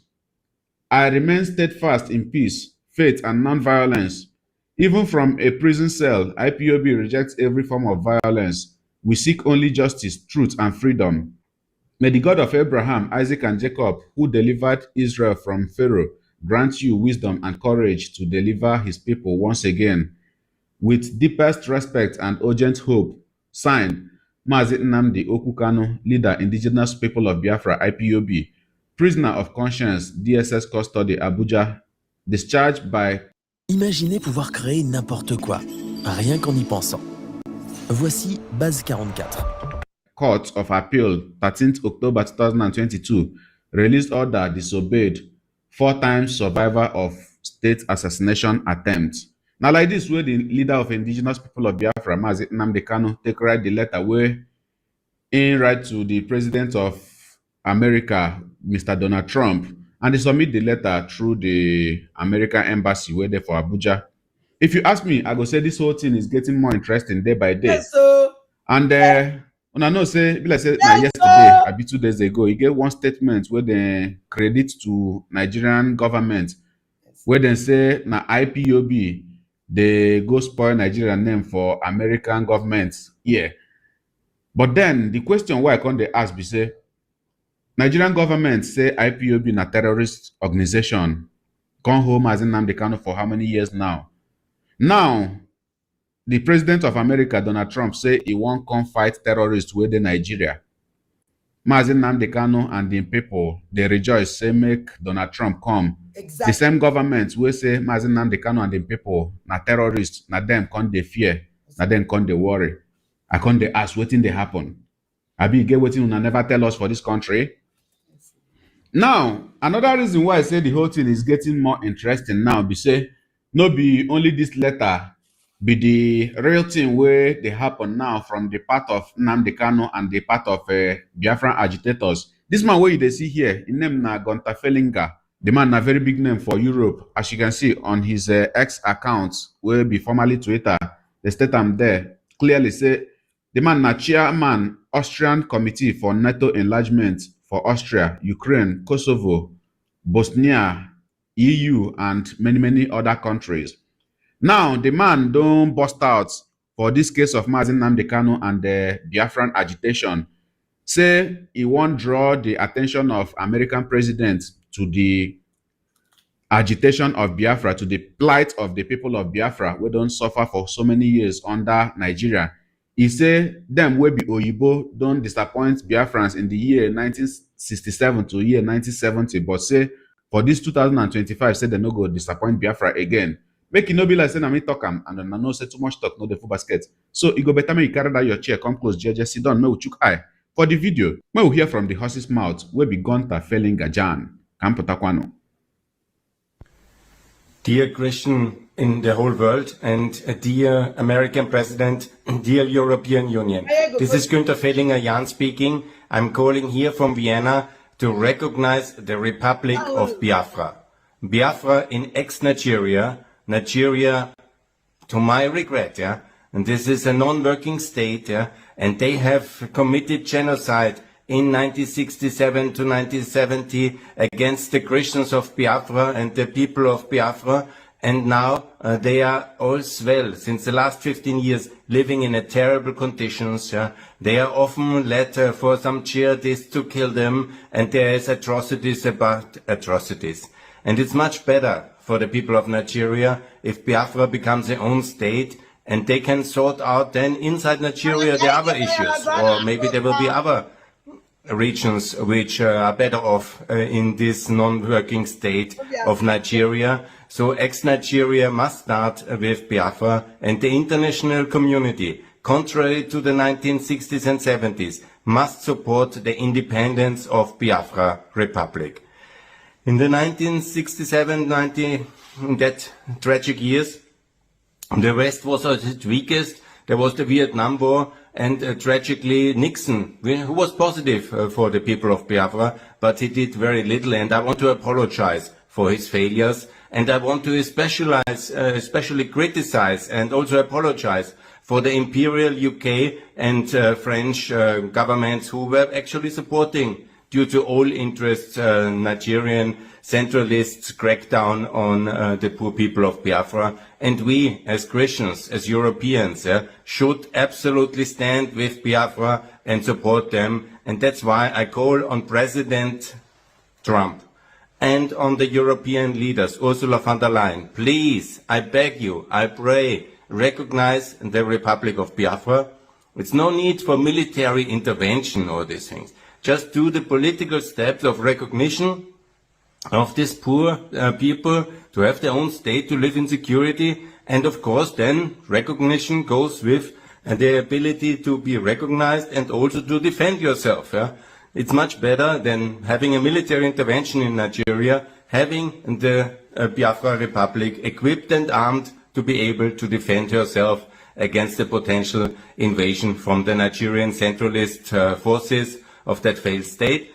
And so here the defense comes with the recognition, and that's exactly how we should do.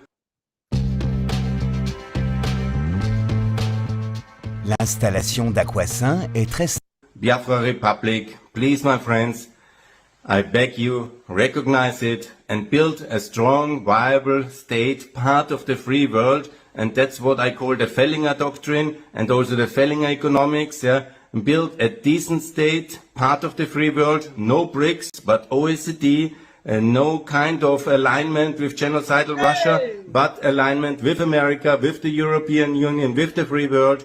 And we will have a free trade agreement, open economics, of course the flat tax, I like very much, and the currency, which Nigeria never did, to join the Euro-Pact area. This is the best policy for West Africa, and Biafra will be a proud member of the Euro-Pact area, and this will be delivering much more prosperity in the future, and we will trade and we will work together in the global partnership of NATO, and this is my call for Biafra Republic to be independent and to be part of the free world alongside Fellinger Doctrine and Fellinger Economics. And I thank you very much for your attention. Please, President Trump, please, Ursula von der Leyen, be on the side of the light, of the good people of Biafra, of the Christians of Africa, and allow them their own state to live in security and peace and prosperity. Thanks a lot from Vienna. This is Günther Fellinger-Jan speaking. All the best.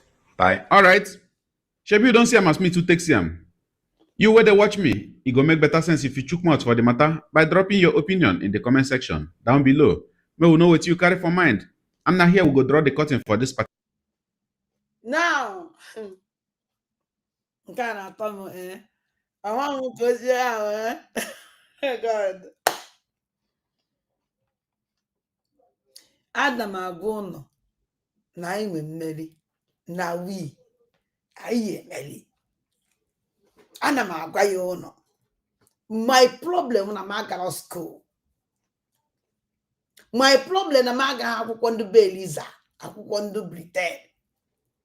Ọnwụ na m gara akwụkwọ, gụọ akwụkwọ, mara ede mara agụ. Hey!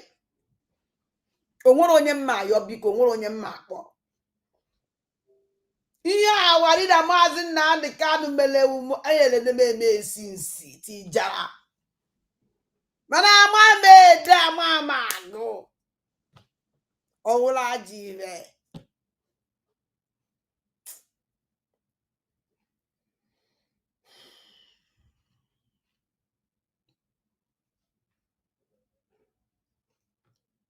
On you with them. Because young person me to save our land. I am memory.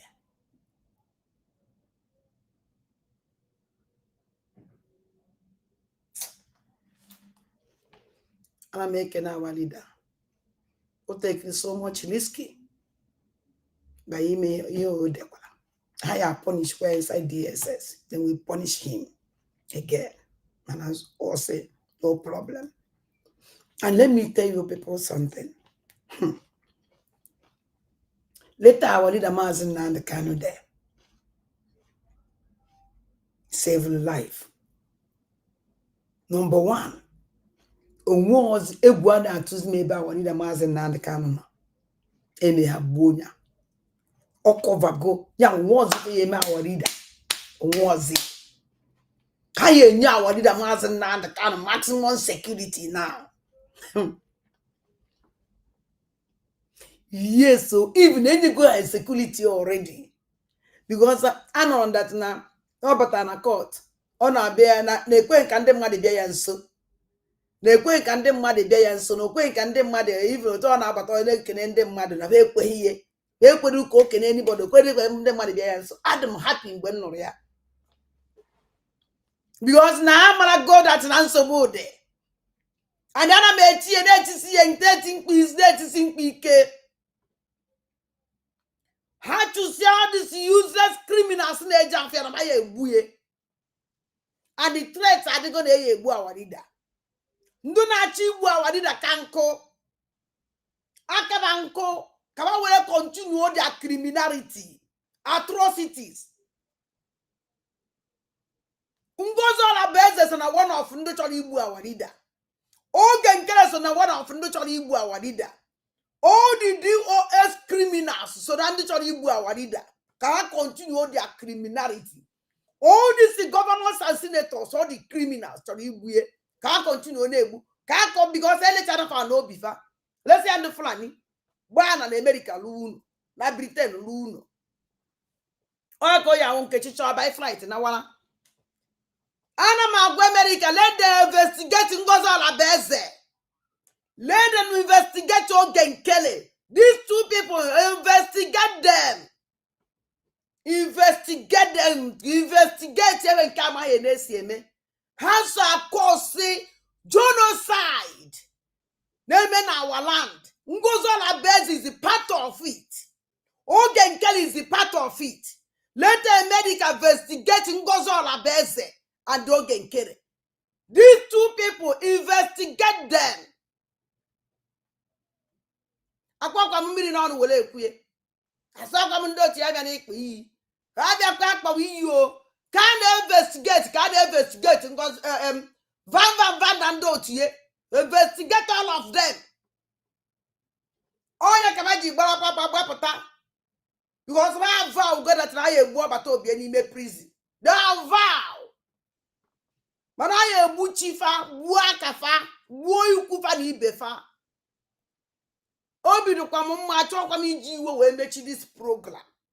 So later, here our leader Mazin now call the attention of America for what is going on in Igbo land. Because nobody will talk. Nobody. This man have said okukwa n'okwu ọzọ. Ka anyị ga-eni ife ọzọ okwulu. Okukwa n'okwu ọzọ. And that mama otu osi bido push here. Now it's like this 2025. We end. Me so much, and I want to. Hey, I'm with them. Dear friends from Biafra, I want to. And what they go do ya baby. Ngoza la beze kibele megio magimando tu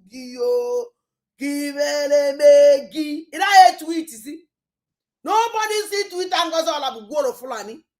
Even they tweet rubbish. Very shameful people. And then they got all quite excitement, yo. Hey, and then they get a sukulu. Hey, ejemu. Aye, ma patako aka ni heme ndobe. Edowe mana Chineke na gozi. Upona mabwaji sereti. Kenja abwaji choko. Na kuoku. Oh God. Dear friends, That later on, I did a mazin now the kind of go there. They are not to sound go like a no macamano jago. Oh, Adandi boo. Oh, was on Jabede Mawuni boo. Which has to see Momuluze Mwaza. So what do? Nane gente. from Biafra. I want to thank you all for following me so much, and I want to talk about Nigeria, so-called ex-Nigeria. Please use this term, ex-Nigeria, and please, so-called ex-Nigeria. Hey, Adandi boo. Awari da mazin da the kadu ye chimaza. Na chimaza. An ko kwa nke ngona nore. Pipe low adade badade. O ye chimu. Hey. Oh Lord. Enchimu bi kalele Lord. Wa bodo. O ye chimu abodo. Wa bodo o ye chimu. Nigeria is the Yugoslavia of Africa. Please, it is absolutely vital to study the role model of former Yugoslavia, of ex-Yugoslavia. It was also a powerful state in its time. For 40 years it was a prison of nations. It was horror and terror, striking terror in the Austrians and in the neighbors' minds and hearts. And everybody was afraid, internal and external, of Yugoslavia. And by the way, have you heard about it recently? No, it fell apart, it's no more, it's over and out. And there are 7 new states out of this terrible horror prison of nations.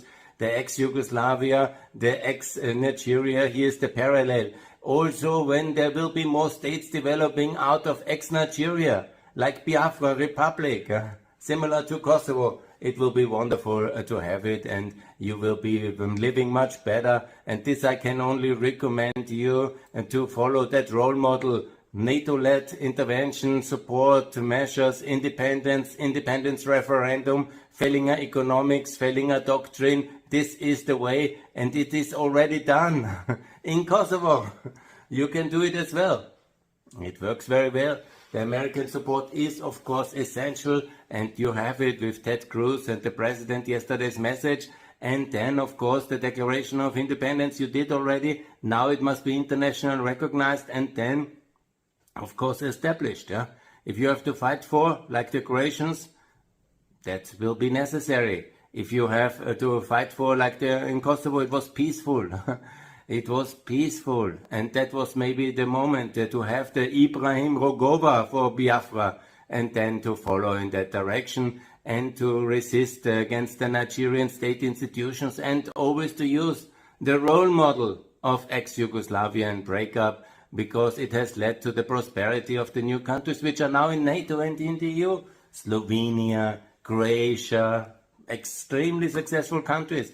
Less successful maybe Bosnia and Kosovo, but rising very fast because they were extremely poor. And now they are really decent countries. I know them very well. I worked and lived in many of them.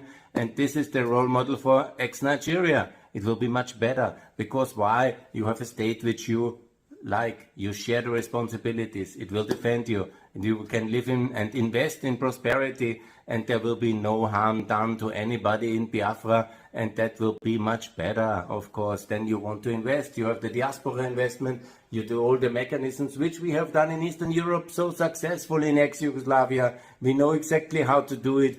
Come and study how it was in Kosovo, Montenegro, Macedonia, and of course in Serbia. That will be the rump state of mini Nigeria. And there will be it will be a substantial state. It will be absolutely viable, and so will be Biafra. So please have no fear. It was all done before.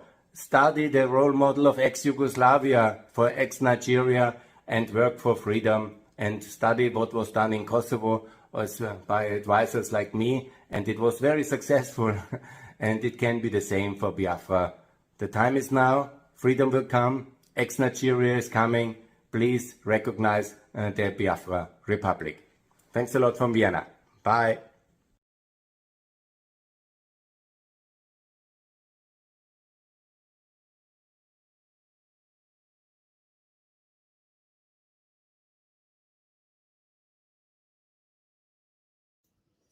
Wow! Una no info kulu. Ka okwa another bomb shell. Ka okwa another bomb shell. O say it go. Our leader Martin now the can will come out.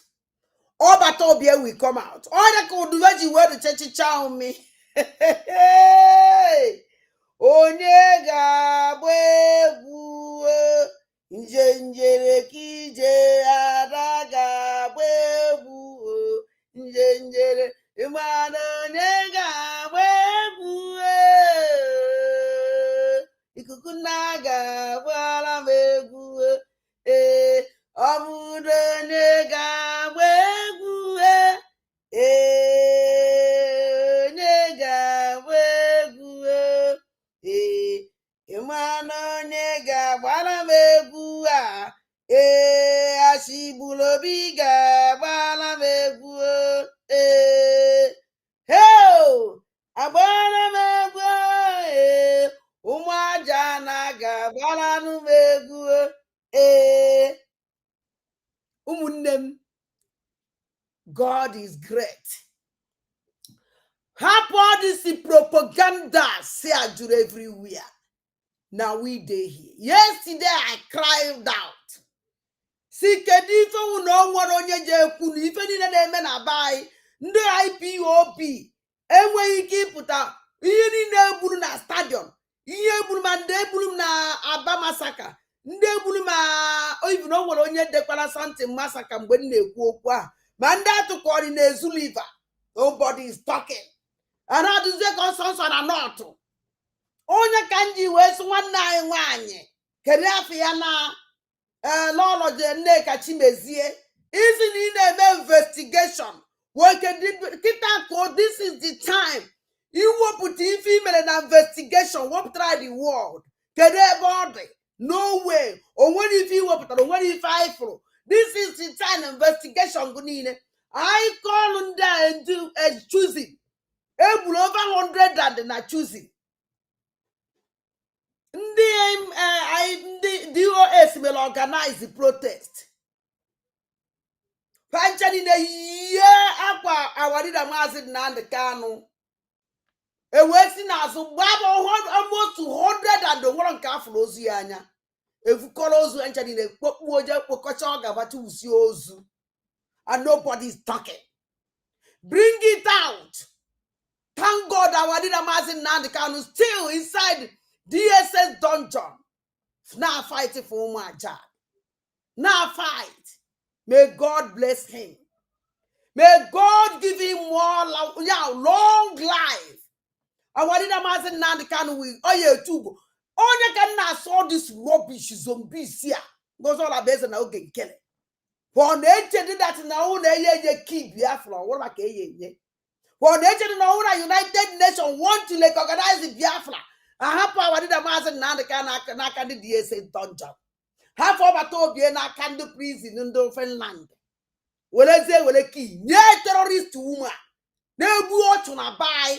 No man was by, they will call the organ. You know, get and you key abomination contract. You see, we now be the motor. Oh, be not a motor.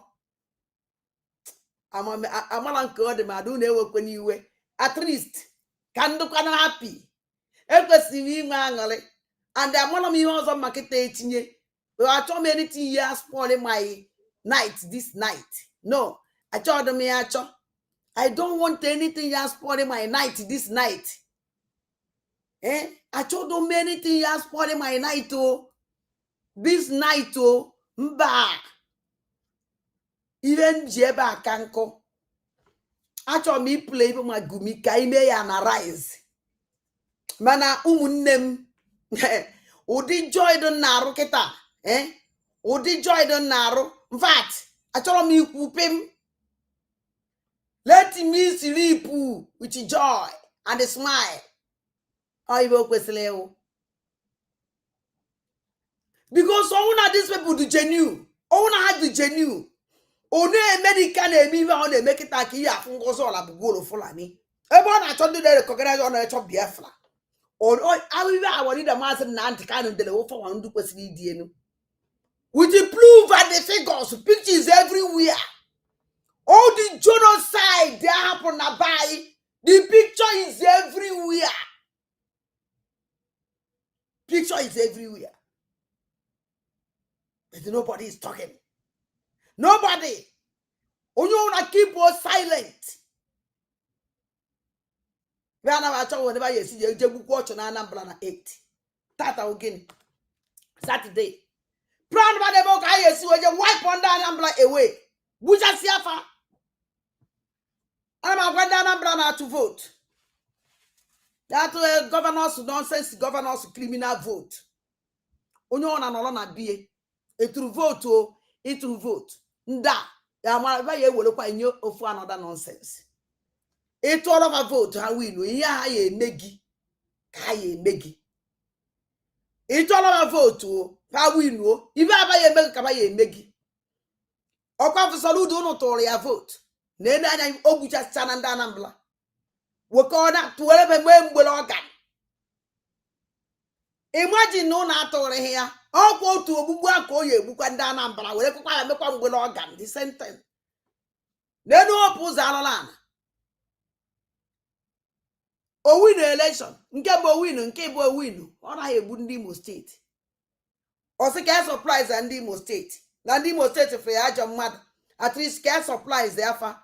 Gosi na ya wakwa ajọ mmadụ. O mere ochegharịa onye ahụ ọwụrụ nyawo worst. Hey, na onwere onye ya agụla anyị leta walida maazị Nnamdi ka na-agụwaluola ya n'isi biko. Onye dị interest ịgụla anyị leta walida maazị Nnamdi ka biko. Onye ahụ ụmụnne the line is open o. The line adịgo open. In fact. Hello? Mgbede ọma o. Onwe njọ ka ịghọta na ma since Trump make that tie Nigeria na CPC. Other the thing they are not that woman that Harimatu. That action was not taken. Since that time, Harimatu be too quiet. The people know they can't get force for them. Not be too quiet. Yes, the plan has to go. And into training them humble idiot. How they put the woman about the idiot Trump? Because you see the woman since that time that is a plan in the or they tweet is when they never do anything. You'll be at the hem. Even that tweet when do you go? Na vote, nonsense vote, one of our terrorist vote. Since that time, we are the woman or someone a plan there. Because you have force and no more here. That is a very plan. Yana Nibu has a go. Oh, yeah. That agenda to conquer Anibo. Ngozola Beze. Oh, has a go. Oh, that's a good. I go. Don't know. Kenata. Okay, yes, I know. Yeah.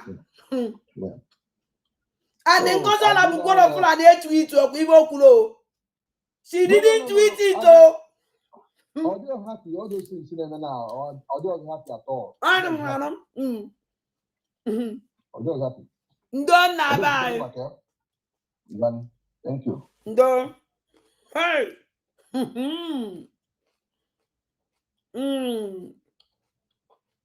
Ụmụnne m na-ewe n'iwe emechara m nnọọ n'oge taa ọwụ na continue achọghị m ibe ya emebi this joy no happiness ma achọghị m anything ihe metụ this happiness ya joy ya obi ụtọ ma ime ya emetụ ya aka achọghị m ya achọ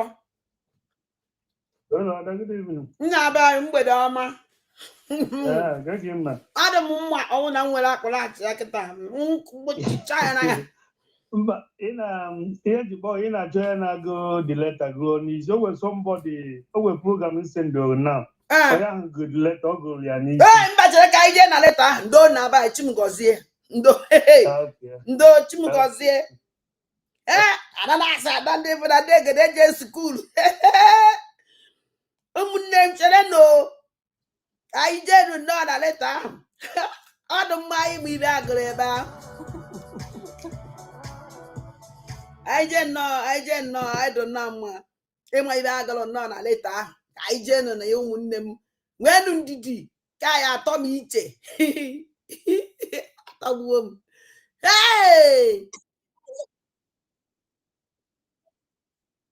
onye ahụ onye gụrụ ya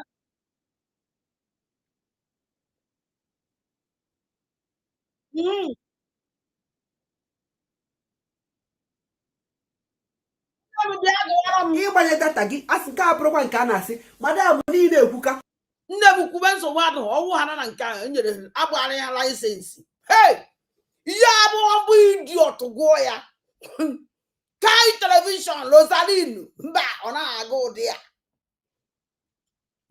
problem of analyzing ọ na-ada obi n'ụdị ya ọ na-aga ya kere nna ọnụ ọjọọ ọnụ mba onye ahụ jọtapụta ọdụ ọgwụ bịa gụọ nke a ka anyị ga-enu nwanne anyị nwaanyị ntị nne m maka nya bụ ife ga-enwe m oge ịgụpụta mana achọ nka ngụọ ya maka ụfọdụ n'ime unu na-adị enwe mmasị agụmihe ọnime mara ama na kemgbe pastọ Ezekiel ji wee kpọọ Donald Trump n'ife onyonyo ya gbata ọsọ na ndị alakụba egbusisie na ndị mmadụ n'ugwu nya ndị adịghị ọha egwu tọrọ na ha egbusie na ndị mmadụ n'ugwu Hausa ịmara ọ bụla so naanị n'ugwu Hausa na-egwukwu na ndọwa anyanwụ Naịjirịa ọ bụ na nka na-achọ ka wetara ọpdeti na Trump ezigokwa ndị ọrụ agha n'obere oge ha atọ na Naịjirịa nya ka m na-achọzikwa ka m kwuo wee fụzie leta maazị Nnamdi Kanu nọ n'ụlọ ndị ọrụ nchekwa DSS leta o dere wee degalụ Trump o yelu Trump aka site na embassy ndị Amerịka tụrụ arụ ana ka ngwa ya ka ịfụzie ife o dere ebe a nke a bụrụ ife onyo enwekwara vam amụọrụ biala information minista information nke erughị aka onye nkeji na-abụ gee ntị ka ngụpụta gị ife ode hapụ mkpọtụ na ị na-anụ mmiri na-ezo owede wee sị Maazị Nnamdi Kanu detained at State Security Services SSS headquarters Abuja, Nigeria nya na ụlọ ọrụ aloijimako ka esi were nya bụ ife odezie November 6, 2025 ịhọpụta n'ọta ata ka ede ya o wee de His Excellency Donald J. Trump, 47th President of the United States of America, the White House. Avec la plateforme de travail intuitif de monday.com, vous avez le pouvoir. Pas les services informatiques ni les admins. 1600 Pennsylvania Avenue, New York, Washington, D.C. 20,500. Delivered through Embassy of the United States, 1075 Diplomatic Drive, Central District Area, Abuja, Nigeria. Your Excellency, I extend warm greetings to you in the name of the Judeo-Christian faith and values we both hold dear. As a practicing Jew and a believer in the Judeo-Christian heritage that shaped Western civilization, I was honored to attend your campaign event in Des Moines, Iowa in January 2020. Your bold declaration on October 31st, 2025, that the United States is prepared to act militarily and cut aid if Nigeria fails to protect its Christian population, has ignited hopes in the hearts of millions who have been abandoned by the world. You have seen the truth.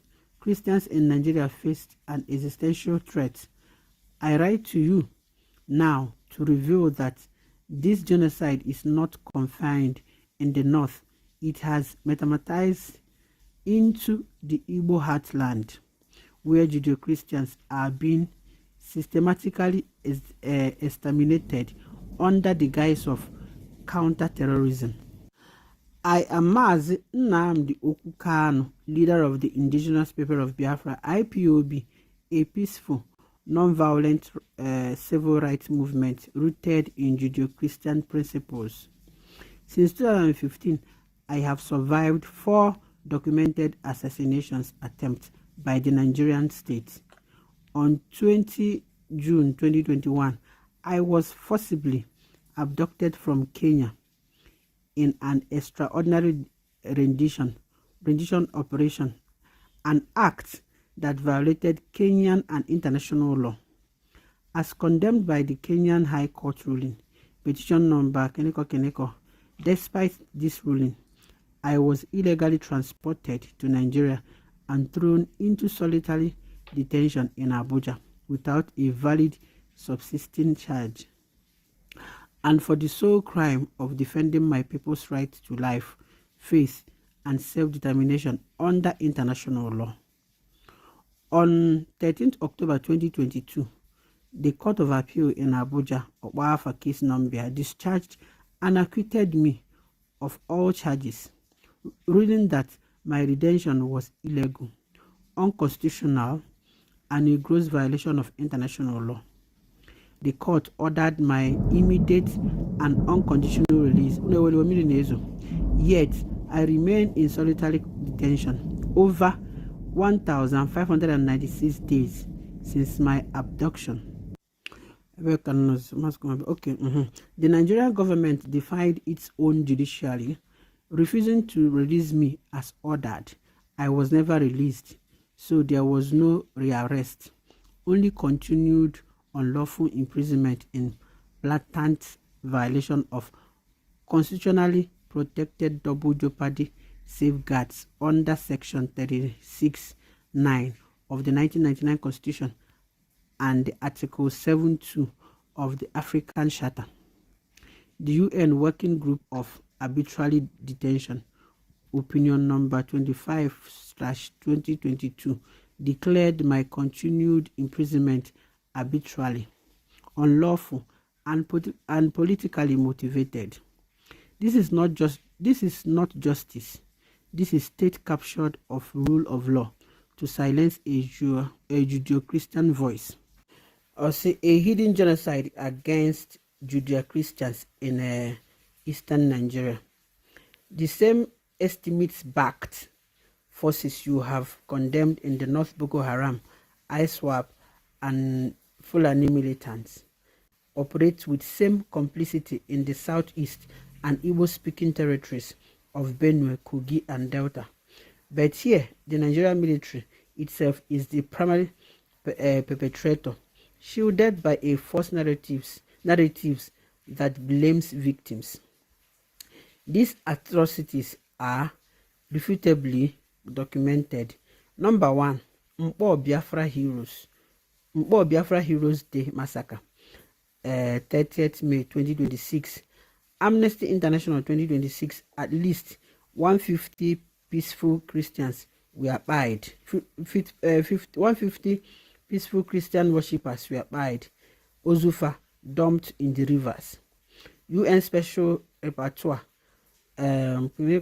security forces opened fire on demonstrators at St. Edmund's Catholic Church. At least 60 died and over 70 injured. Victims shot in the back while praying. Inter-Society 2016 field report through by to exceed 900 with mass graves discovered near Onitsha. This was not a clash, it was a massacre of worshippers commemorating their faith, their fallen. Number 2, National High School Aba Massacre, 9 February 2016. Sorry. Amnesty International, Madu 22 were buried on site. Ozu 13 exhumed from the Borough Pit near Upper Port Harcourt Road. UN Special Rapporteur soldiers from the 114 battalions fired indiscriminately into a crowd of young Christian students praying. No evidence of armed resistance. Children were executed for singing Sweet Jesus. Number 3, Operation Python Dance 2, 12 to 14 September 2017. Amnesty International 2025, A Decade of Impunity. 150 died in raid on Kanu's home in Afaruku. No soldiers died. UN call armed report. Used in lethal force enforced disappearance, part of the continuum of state violence. I survived the third assassination attempt that day. 28 unarmed civilians did not. Ihopta na mmadụ 28. Nke anọ 4 Obi Igbo massacre, October 2020. Amnesty International at least 13 civilians died, including Christian mass burial. Rwandowski Nike used as a weapon. A Christian town was punished for protesting police brutality. Number 5, Port Harcourt, Iguacha, Trump Solidarity Rally, 20 January 2017. IPOB eyewitnesses accounts and local reports. Hundreds of Judeo-Christian supporters gunned down by soldiers under Islamist sympathetic command. They came to celebrate your inauguration. They were met with Mbo. The architects of these crimes, retired General Chukwu Yusuf Buratia, former chief of armed staff, in 2021. President Buhari appointed him ambassador to Benin, granting him diplomatic immunity to evade ICC prosecution. This is state-sponsored impunity on a genocidal scale. There's a weaponization of insecurity to demonize IPOB. Since my illegal rendition, Nigeria has declared IPOB a terrorist organization despite zero evidence of violation, confirmed by U.S. State Department 2021. Orchestrated unknown gun attacks using state-backed militants, then blamed IPOB, buyed over 2,000 Igbo youths in counter-terrorism operations. Inter-Society 2021 to 2025. This is Rwanda's playbook. Create chaos, blame the victim, justify extermination. A call to you, President Trump. You said America will act. Now is the moment. I respectfully urge you to launch a US-led independent inquiry into state-sponsored massacre of Judeo-Christians in eastern Nigeria, with full access to mass graves, military logs, and survival testimonies. Number 2, convene emergency congregational hearings on the Igbo Christian genocide featuring the 13th October 2022 Court of Appeal judgment discharging me, then bracket disobeyed by the government. Also, UN Colamade's report on Abampo, Nigerian defense of its own constitution. Number 3, impose targeted Magnitsky Act sanction on retired General Chukwu Buratia, Ambassador Benin, current DSS Director General Yusuf Bishi, Southeast military commanders implicated in Ubi Igbo. Number 4, support an internationally supervised referendum of self-determination for the Igbo people, the only peaceful path to ending this cycle of violence, as affirmed by the African Charter on Human and People's Rights, Article 20. In closing, Mr. President, history will judge you by what you do. When genocide knocks, you have the power to stop second Rwanda in Africa. One tweet, one sanction, one inquiry could save millions. I remain steadfast in peace, faith, and non-violence, even from the prison cell. IPOB rejects every form of violence. We seek only justice, truth, and freedom. May the God of Abraham, Isaac, and Jacob, who delivered Israel from Pharaoh, grant you wisdom and courage to deliver his people once again. With deepest respect and urgent hope, Ubinyaka Nyase, Mazi Nnamdi Okwu, leader, Indigenous People of Biafra, IPOB, prisoner of conscience, DSS custody, Abuja, discharged by Court of Appeal, 13th October 2022, released order disobeyed. 4-time survivor of state assassination attempts. Ode inclusions. Number 1, Nigeria Court of Appeal judgment. Odea Fayehu 13 October 2022. Full text condemning rendition and barring trials. 2, Federal High Court of Nigeria judgment. Odea Fayehu case number condemning rendition and detention. UN climate report. Odekwa Aban because Amnesty International, bullets were raining everywhere. 2016. Inter-society, ocean of innocent Obara flowing in eastern Nigeria. UN Working Group opinion number 2025/2022, declaring detention arbitrary and condemning rendition. Kenyan High Court judgment petition number Keneko condemning rendition. Una nuki hango pata. Ya bife anya na afukuze mofu.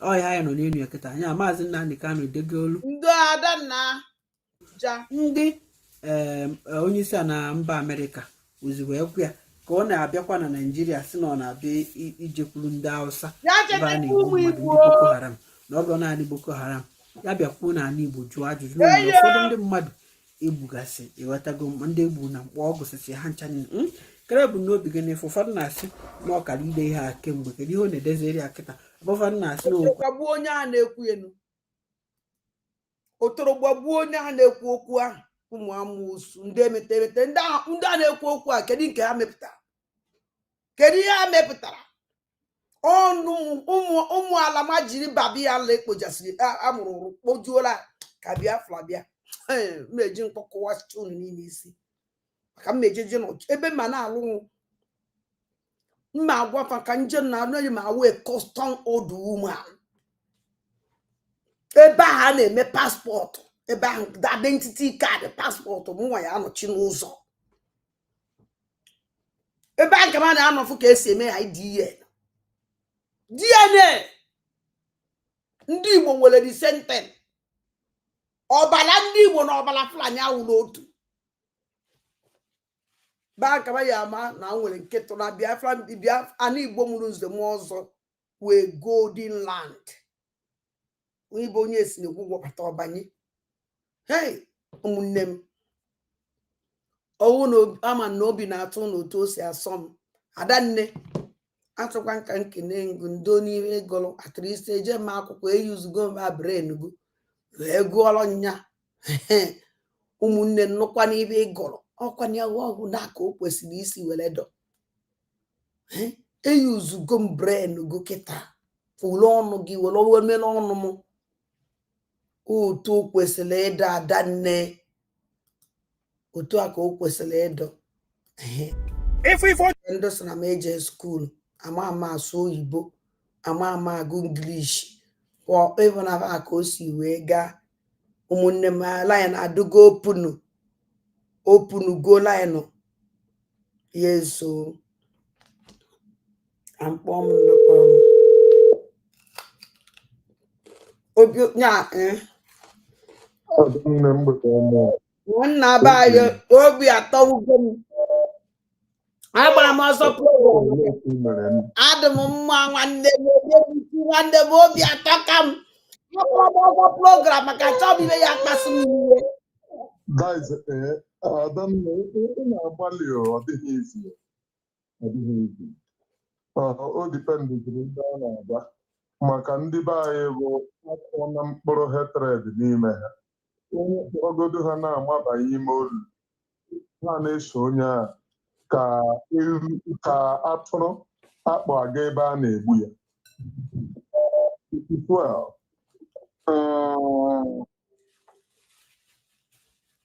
One of the things m ji wee bịa na platform gị tata Adanne bụ maka okwu m gwara gị mgbe ahụ.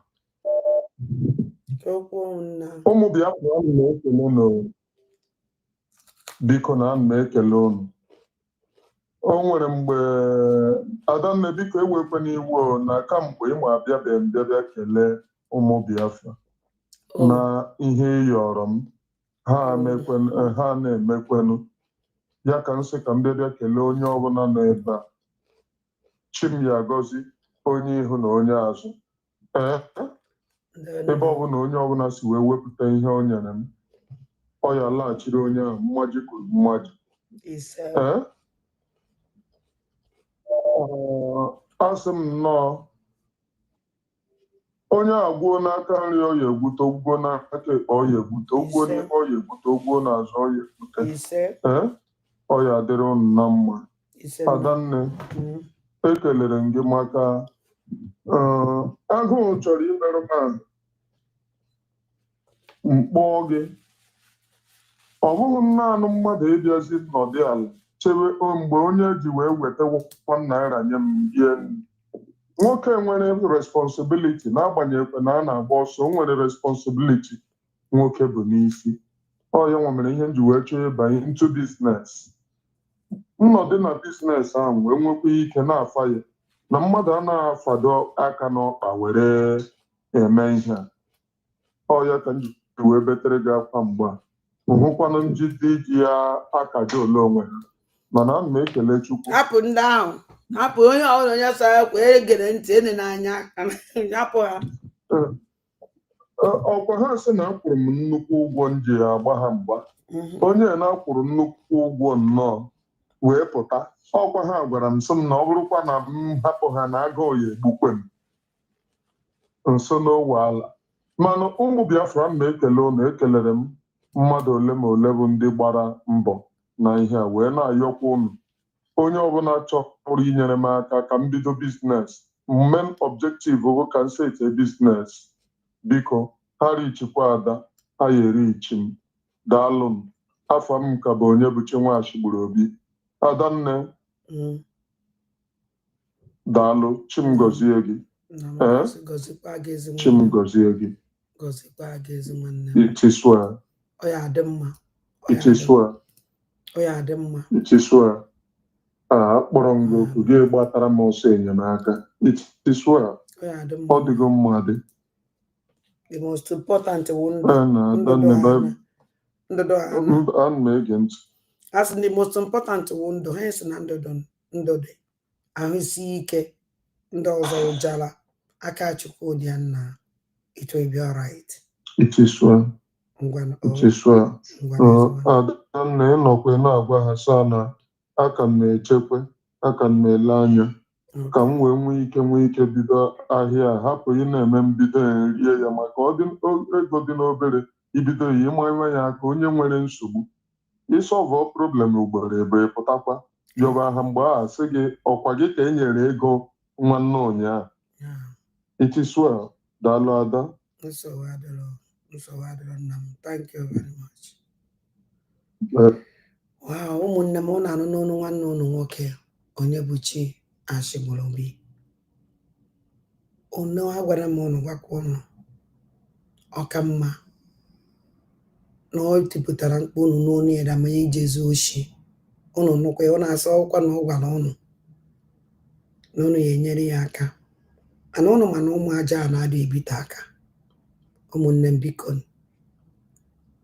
ọwụ na alili onye bụ chi emetụngu n'obi na nke m nwa na-ekwu alili ya metụgo n'obi nke anyị nọ n'onu ya bifo nwoke apụta ahụ nwoke ji ezinụlọ pụta n'efere mba ụwa ayọ enyemaka mara na onwe nke onye ahụ okwu siri ike biko na ụmụnne m onweghị niile ka anyị abịakọwa na soshal midia agwana m ụnụ ka kọndishọn ya siri were dele onye bụchawụrụ onye na-anọ ofu ebe because of security reasons unu nwere idea ụmụnne m biko ana m ayọ ọhụrụ biko ka ọha na ewetaghị onwe ya ka ọha na sịkwa hụ na $1 sịkwa hụ na €1 money ncheta onye ọ dị most important a sịkwana na onye kwe nke a nwantịntị onye ezukwere n'ihe gịnị onye a weta onye a weta onye a weta nke ahụ esi na ọ ya ezuru ya ife ama azụola ya ife a na-ebido na 1 wee gụrụ ruo 2 gụọ 3 gụọ 4 biko na ụmụnne m na-ekenekwa ndị wetara eweta na-ekenekwa ndị ka ya ewetanụ biko na ụmụ aja onye ọ na-emegharịa ndị ọnụ ka m kpọọ ndị kpọrọ m nụ na ndị kpọrọ na-enye nne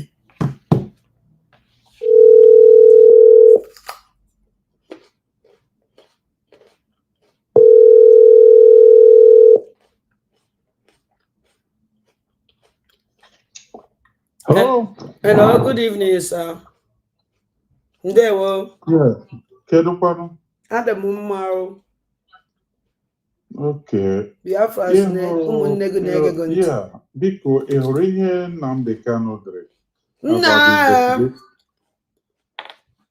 Nna ba ya hụkwara nya ya ka m gụchara sị na m achọghị ijekwazi na program ka achọrọ m iji aṅụrị wee nakpọ ụra. So sikwa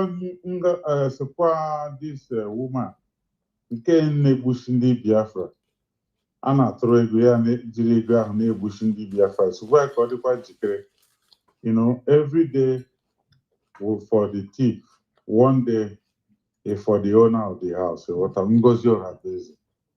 Ngozi Orabaeze na-egbusi ndị Igbo na-egbusi ụmụazị investigation ga-abịakwa ọ ga-erukwa ya aka ọ ga-eru ya aka ọ ga-eruriri ya aka iwu bụ na ọ ga-abata ya aka sịkwa ya ka o jikekwara ihe ọ na-ejikeba gwa ya niile ọ na-egwusi ka na-atụrụ ya ego ma ihe ọ na-eji na-ega na-egbusi ụmụazị sịkwa ya ka ọ dị njikere ị ga na-eri ego but ịghọtago one day is for you ma oge nkere ma ha niile all of them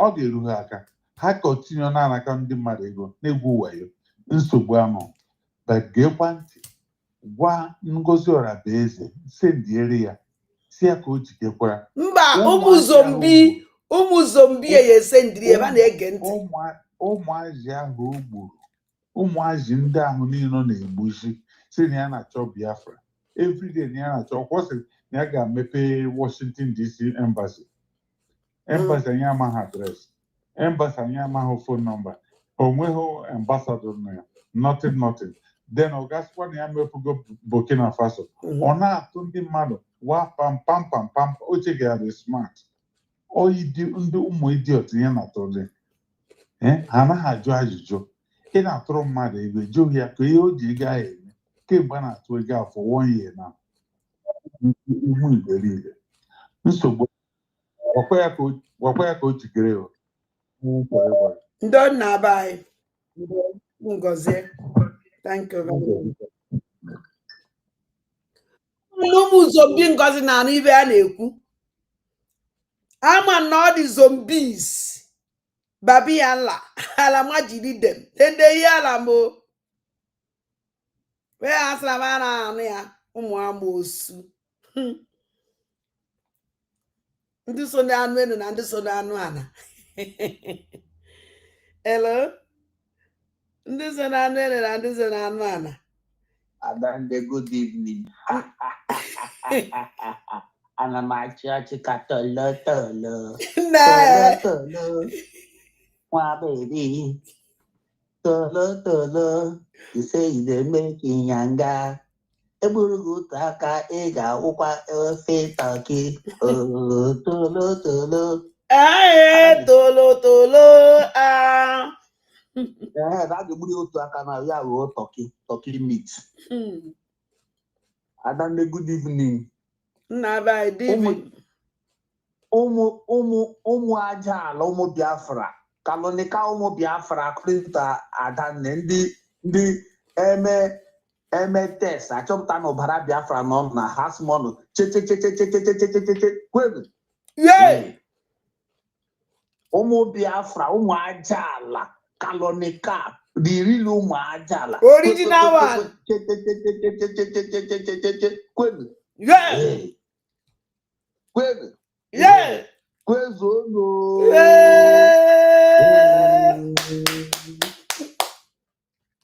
Ụmụnne na chiji ego abụọla chiji ha na ọbụọla ọgbọgọ nna m ke ga-eme ọnụ onye ọbụla nọ nwa afọ aja ala nwa afọ Igbo onye pụta n'isi ọkụtụ gị na-ekpe ekpere gwa Chineke sị ya otemneme everyday Maazị Nnamdi Kanu Maazị Simon Ekpa otemnechebe m gaghị ikpe m so Chineke nna ana m etinye Maazị Nnamdi Kanu na Maazị Simon Ekpa and ndị niile na-aga njem Biafra wute obi ọcha na ezi omume na-awụhụ ndị propaganda na-awụhụ ndị ashị na Chineke mere gị na echekwawa ha na-agọzi ha ote ka m na-ekpe every morning. Nke a ga-egosi unu na Maazị Nnamdi Kanu wụ a special breed. A special breed ke ọwụ ya wụ ihe a na-akpọ mkpụrụ ọjị nọ n'etiti obodo anya niile na-ahụ ya mkpụrụ nkwụ chara acha na-ahụ ya na ọ chara acha aka dị ekpuchi ọnwa Chineke gozi were nwoke ke ọ magidere ihe magide amụmke egosi na amamihe onyinye Chineke nyere Bible sụrụ that wisdom is virtue. It is gift given from Almighty God. Ana agụta ya n'akwụkwọ ana emeta ya na ligilike bịa ka m chetakwara ọnụ lee ihe nwoke a mere ndị lọya Naijiria ndị barista ndị jọji Naijiria ọ tụtụrụla hotel egosi ya na ha gara schools ha gara aga mụọ mmanya Maazị Nnamdi Kanu na-aga ha law school abịa na-akụziri chọọchị so lọọ ke ha nwa mekwere ya na-abịa na-akụziri ha na-akụziri atụrụ nwoke ahụ egwu nwoke a na-eme ihe in a calculated time perfect time o ji agwa ọnụ so na Chineke dutere n'ọrụ a and ọ ga-emezu ọ ga-eteki time but ọ ga-emezu lee mgbe o jiri send all this while all time on this letter very very well ihe a na-akpọ perfect timing aka Chukwu Di Ya timing ihe ọkpọrọ Naijiria wụ ọkụ n'ike ọ Trump na-agụ leta ya na amata that ọwụkwa naanị just northern Nigeria ka ihe emege o megekwa na south. Do you know that na ihe akpọrọ onye mara ihe nna bai Ngozi Weso Fulani idiot anụ jampara peperi nwụrụ anwụ People's crop of Nigeria woman. Ịchọtọ ịpụta na social media na-abịa na-agbara m uri na-agba na 007 night club idiot. Lee ihe iji suppose ị na-eme akwụsịwụ ọgụwụ leader ihe mere na anyị weso ka egbujiri gbuchi anyị ewere AK-47 bịa mgbuo weso ha weso dị ka mgbe so lekwekwe nga m n'obi agbagbuo onye ihe ga-aga zọrọ anyị weso anaghị echefu wislo ugbuola m nụrụ ọhụ nwaanya ihe na-aba m n'obi fes weso oge nkere kedu ihe chọga wee ego iji ụmụ Biafra emege biznes ịma mmadụ abụ iso na-akwụ wit ahịa atanya asụmagwụgwọ ntị aikuluru m da ncheke ihe niile first of all ihe ha awụghị olu ọbata obi ihe fake voice onye ọbụla na-ege ọbata obi ma na-ekwula ọbata obi temọ n'olugu tugburu nnọọ dachakwa na ọrụ anụ olugu ama m so ihe ọwụwa Adanne na-ekwu okwu ihe ha awụghị olu ọbata obi ọwụghị olu ya sef onye ọla dị ada onye nwa Biafra ụla si ihe olu ọbata obi ma na onye ha ma ọbata obi ọ na-efu ọbata obi ka mara na digress ọbata obi a na-ekwu okwu na ọ naghị use okwu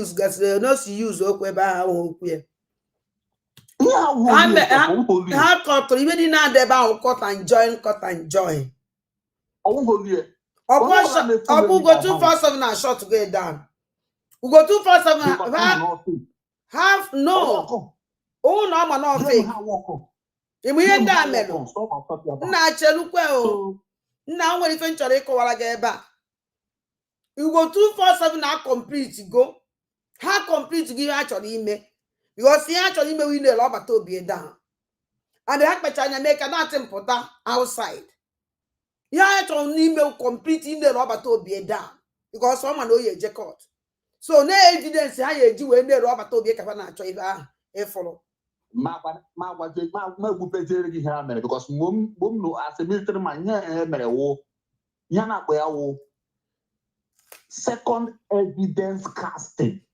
Yes. Ihe mere second evidence casting. Ihe mere wụ ka eji egosi na Finland na ọgbata obi nwere problem ha so nọ na nga betọ kakwa nọ na nga na-enyekwa order outside.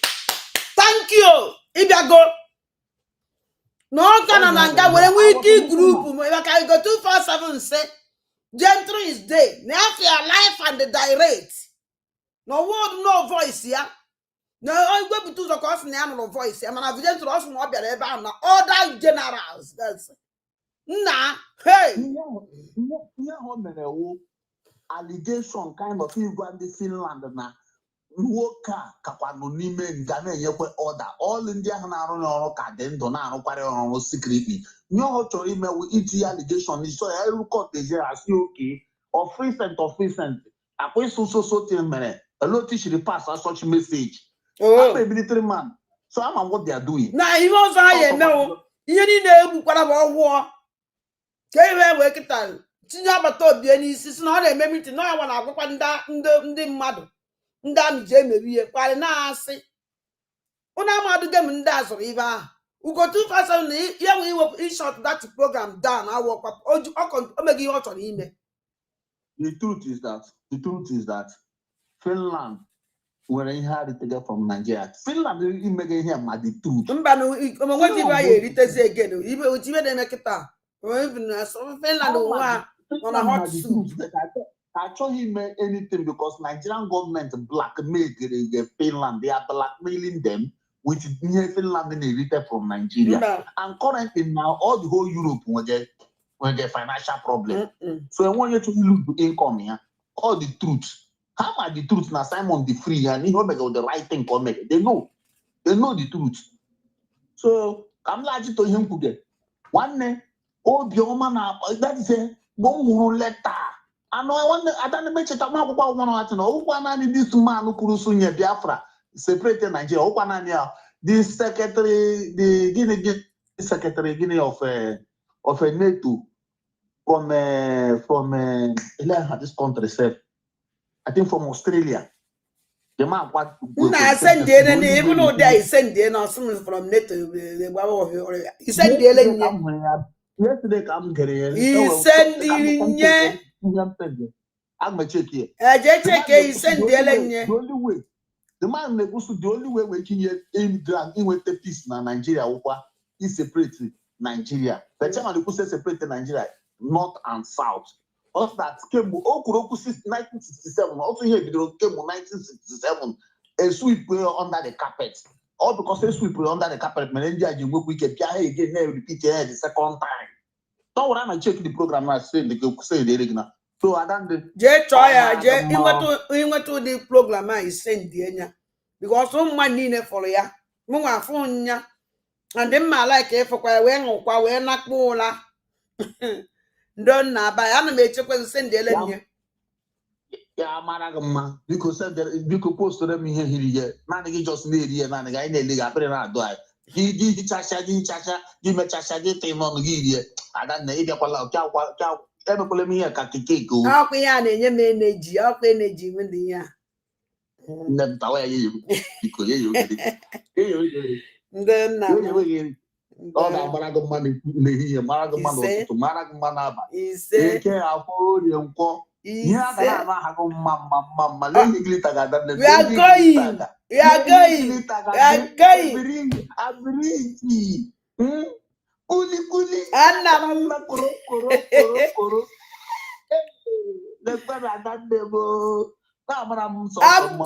moving. Yes, so. Good night. Biafra, good night. Chimugozie. Wow. Yeah, Iwe mala tata kurubiata chewore babete la role vlu kwene njawala half mu ijono n'ụtụtụ. Alụ ewe ne. Hey, our leader Mazi Nnamdi Kanu. Anabayo ginako. O evi mgbedo anyasị ọnwa o. Adande wa danwari obi ọma. Hey. Na ihe ka wumbi anywhere maka na onye ọbụla nchọrọ udo n'ụwa ka udo na-abịara. Otu aka ọ dị. And ebe gụwa nchọrọ udo nye ala Igbo nye nze nna gị maka na ọkwa na obi nna gị ga-ezọrọ ihe. Eyo. Maka na obi eziokwu adịghị mma ọchịchị na eziokwu si na agbụrụ. Eziokwu. Otu si dịrị na amakwa na agakwa na your DNA aga na agbụrụ gị a ga-ahụkwa na ọ nwere ihe yiri gị n'okpuru bifo ọgwụnwa. So obi eziokwu adịghị mma ọchịchị. Nna m anaghị asọpọtụ mpụ. Obiọma gị ga-emecha lọta n'ụdị ndị ichie ọ ga-ehichielu gị echichi. Ndewo.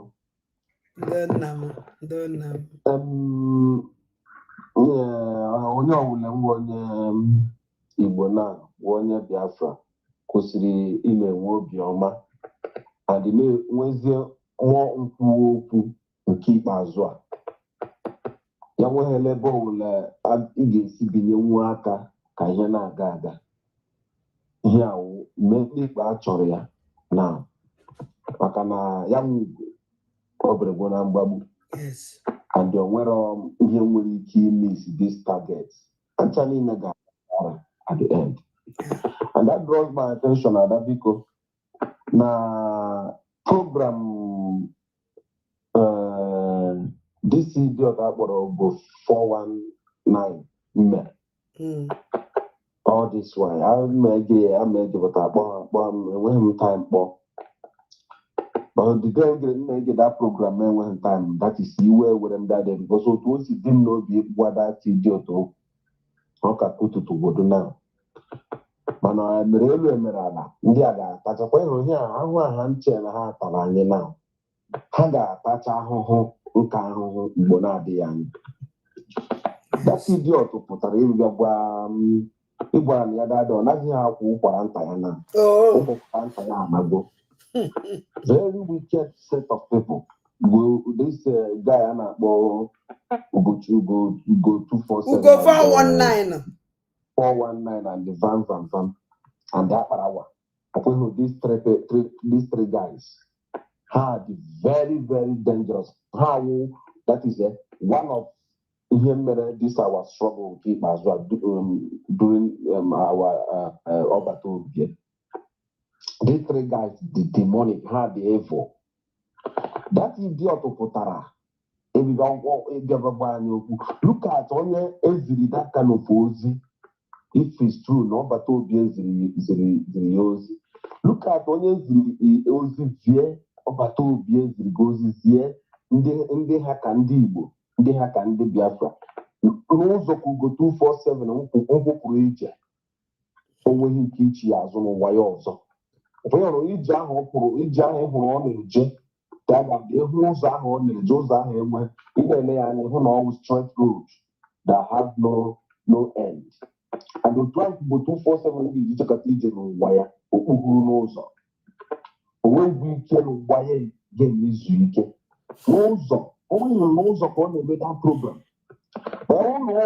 n'ọnwụ na ihe ahụ bụ eziokwu na onye mkpakọrọ onwe ya ọnụ ọ na ọkpakọzi onwe ya ọnụ ọ maghị ihe ọ na-eme ọkpakọzi onwe ya ọnụ because that guy is very very very wicked. But that guy pụtara na nke ngozi ọ pụtaghị apụta ya awụcha draft plan ndị a plan na plan were tụpụta ya were ndị nke a na-ahụ chahụrụ na ịbegakwuo ya ka anụ akwa olu ya ọzọ ya dance ahụ this love ịma mmadụ abụ okenye nna agwụ ofe mana okenye nna agwabadị ya ahụ na ije ahụ ụlọ n'ụzọ that day gote ụfọsị na-enweghị ike n'ụwa ya ege n'igwe ahụ rest o pụbụ ije and ije ahụ ga-awụ ebe ọ ga-anọ kpọkwuru ọ na-anụkwa nna anyị nwee nweburu onwe anyị because agaghị emenwu ihe ndị ka ebe nna m dị ka anụ nọ agaghị emenwu ihe ndị ka ebe Simon Ekpa nọ ha dị too small onweke ihe ntọnkwanụ ha n'isi ha ga-eji bụwuo ogidi nnọọ n'isi nna m dị ka anụ ogidi nnọọ n'isi Ekpa Nzọba ha dị too small ha agaghị emenwu ya nke ebe ahụ ga-stand ya wụmenu n'okwu ihe eme that idiot ọ ga-stand webe Simon nọ kwuo okwu ọ ga-stand webe Simon nọ lee Simon anya mkpụrụ anya to mkpụrụ anya kwuo okwu he can do it ka go scot free ọ ga-amụ ka ihe ọma ọ ga-ekwukwe n'ihu Simon ka ihe ọma ọ ga-ekwu mana nsogbu adịghị kwa ha chere na ọnwa anyị ka ha na-eme mana ikwugbo ya na kwamgbo nte n'ọhịọba ka a ga-ama ọbara anyị niile ndị Fulani bịa were chee na ha ga-eji kọrọptọrọ anyị ala Igbo ka ha ngama na anyị ga-ahọ ya ka aja nọ na osikapa a ga-ahọpụsịcha ha ndị mgbe ha họpụrụ ha ka a ga-agba ha ihe anyị ga-eji ha mee mana ha bụrụ n'obi na ndị gboo onye mmete mgbo mbụ amapụ ya chụpụ ya ọ pụọ n'ajọ ọhịa nke anyị na-agaghị adịzikwa otu ahụ ọ bụ nke ahụ uru a ga-agafe ya another one wu this Chimezie ọ na-akpọkwa na ka ndị gọvanọ ọkpọgwụ ndị gọvanọ na ha nke ahụ dị mma ọkpọgwụ ndị gọvanọ kpọwa ndị politicians onye wụ Chimezie nke a kpọrọ m lọlọ Nneka Chimezie ama akpọghị ya lọlọ maka onye bụta ihe lọlọ na a ga-ọwụ ihe maka asịdo akpọ onwe ya lọlọ ya bụta ihe lọlọ na awa anyị ga-akpọ ya lọlọ maka na lọlọ asụsụ Igbo ndị ọrụ ụmụ nwaanyị nwee mgbe ọ butere ihe lọlọ na-anya otu ya lọlọ ọ dị mkpu last time na kpọ ndị gọvanọ na Disemba ha erukwela na ha ga-alakwa ụlọ ka a ga-mekwara ha mara ihe emere ka ala Igbo dị kuu ka ha lọtakwa ụlọ ka ha mee Krismas ha laa free laa n'udo mana ihe m na-achọ ịgwa ya awụ na otu ala Igbo ndị na anyị achọghịzi na ọnwụ ya ruo ending of the year mgbe ha Krismas ha nwa ndị m na-agba achọ ka ala Igbo jụọ oyi maka ha mana ha na-alọta ụlọ ha na ụmụ ha ma ihe niile na-alọta ka ihe dị mma ka ha lọta ka ha bie ndụ ha ọfụma were laghachikwe ha laghachi ndị nọ n'ụlọ eburuzie kpụrụkpụrụ ya anyị achọghịzi ala Igbo otu ahụ onye ọbụla na-ekwu okwu na-ekwu okwu otu ala Igbo m ga-ejide mma ma from January to December every year ọwụzighị nke ya ruo otu December na-eru asị na na-ese eti vigilante ka ekpuchi ya ndị ha nwa ndị afọ ukwu ga-alọta ka ala jụtụrụ ha oyi at that moment ha lazie ndị awụghị mmadụ ezuru kpụkpụrụ ya it can't happen that way again so Nneka Chimezie ị na-ekwu okwu ọwa ịla nke ị ga-ala sọsọ mgbagide okwu ụmụ ga na-ekwu okwu ya anwụ otu be anyị ga-ejidere anyị mma mana udu mmiri mana ọkọchị otu anyị ga-eji nọrọ n'udo maka na ala Igbo ala edoro nsọ ala Igbo ala udo otu anyị ga-eji lọghachite na otu anyị dịbụ mgbe gboo ọhụrụ ga na-ekwu ọhụrụ Krismas sikwa Krismas asịrị gị we are not talking of that shit anymore. What we are talking about now is how our place will be, the way our ancestors will be here. Ọhịa anyị na-ekwuzi okwu ya na ndị ọhịa Maazị Oluchukwu Nnamdi Kanu nnọkwa ebe ọ na-ekwu okwu ya ile anya na leta ọ degara Trump o kwuchakwa ọsịdat na ọrụ udo ka o ji na ọrụ udo onwe mgbe ọ sị na-eme ụkakwa udo and ọrụ udo ka anyị ga-eji nwere onwe anyị Yes. I am talking at the end. Here they will try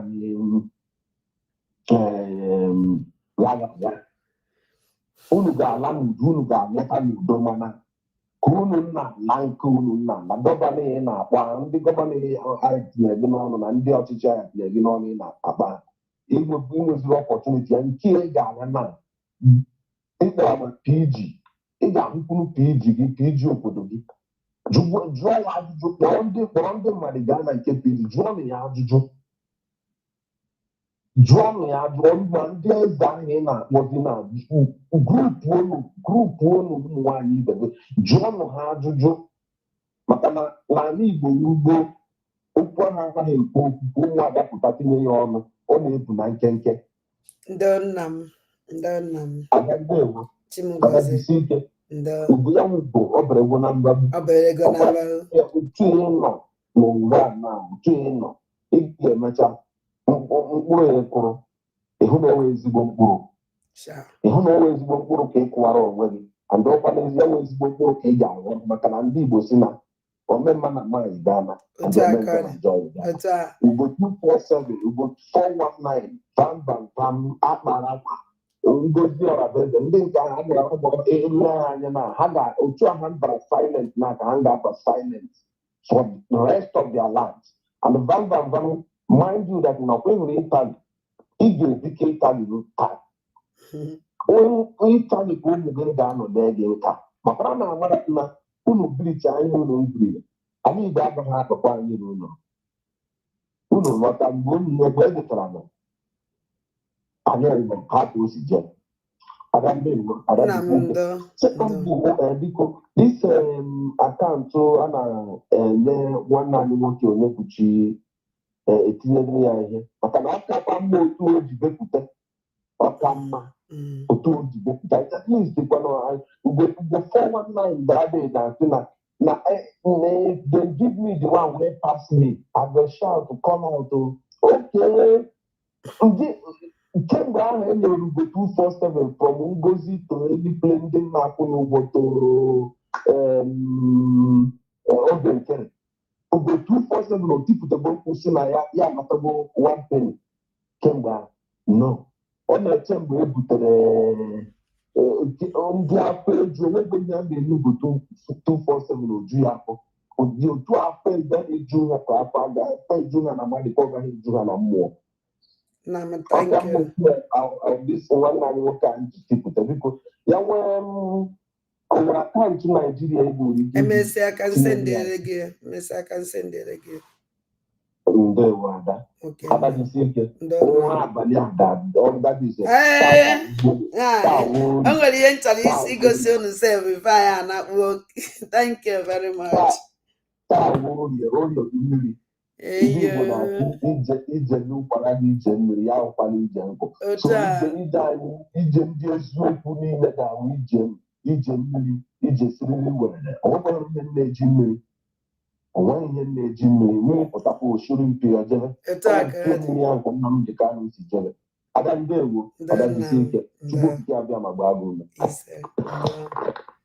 ka ngosi unu sọntịn ya unu ya afụ ndị be anyị dị too much ama m ndị mere ihe anyị eme ama nọ ndị be anyị mere ka ndị Amerịka bịa ama amaba mana ka ngozi unu ka unu oyi ọhụụ afụrụ m ya nnọọ chia tie sa it will happen n'anya ka ha si wee se map weta ya esi wee suri terrorist nọ na zoo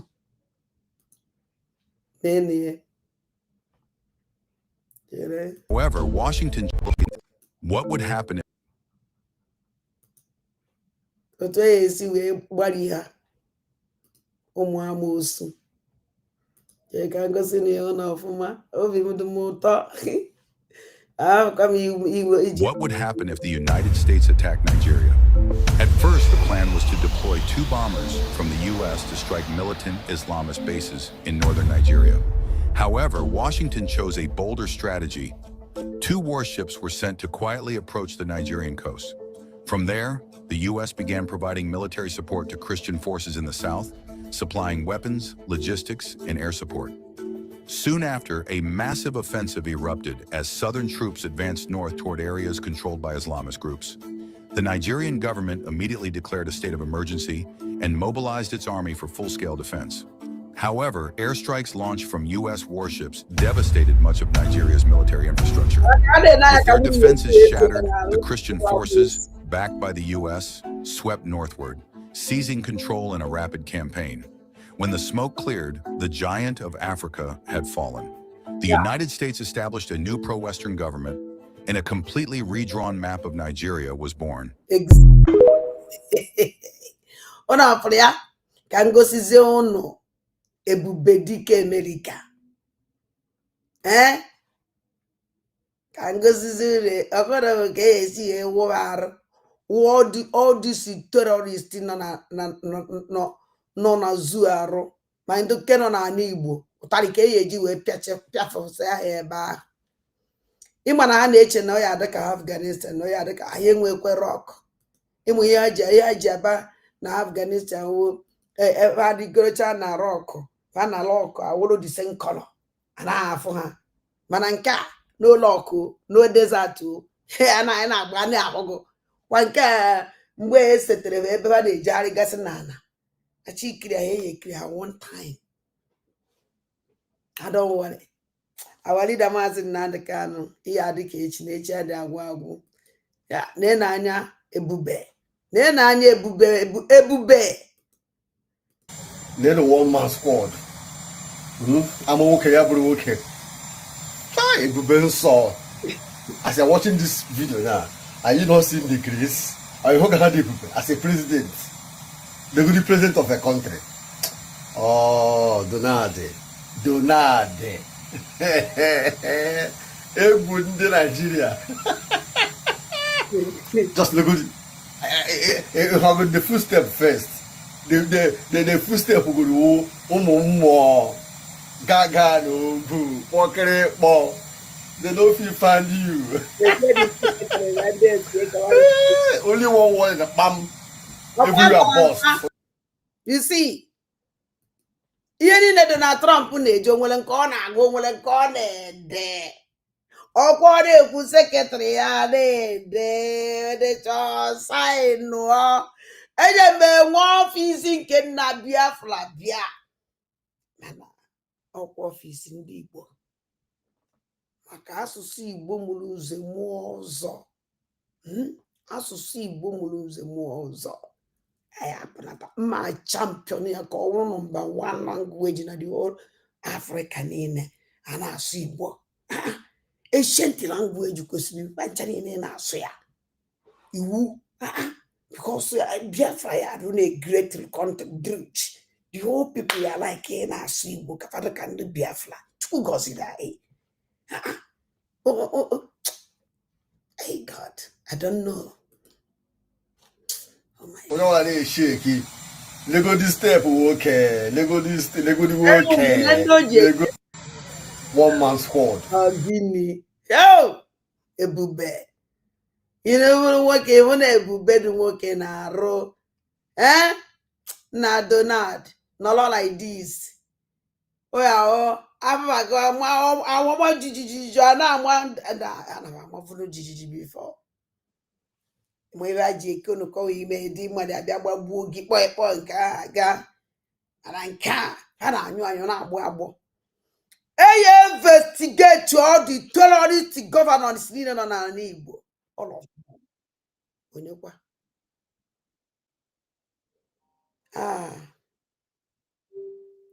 Obieze Annabai Nnabai Annabai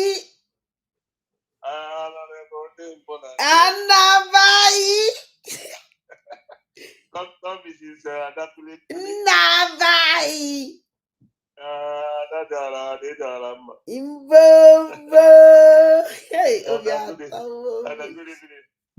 from my side. Nabai Wedoma. Because this is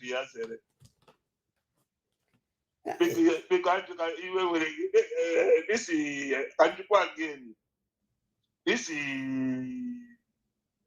nke kpọrọ onwe ya na ya sọ bụ eze nwanyị kulikuli ebe ka ọ nọ eze nwanyị kulikuli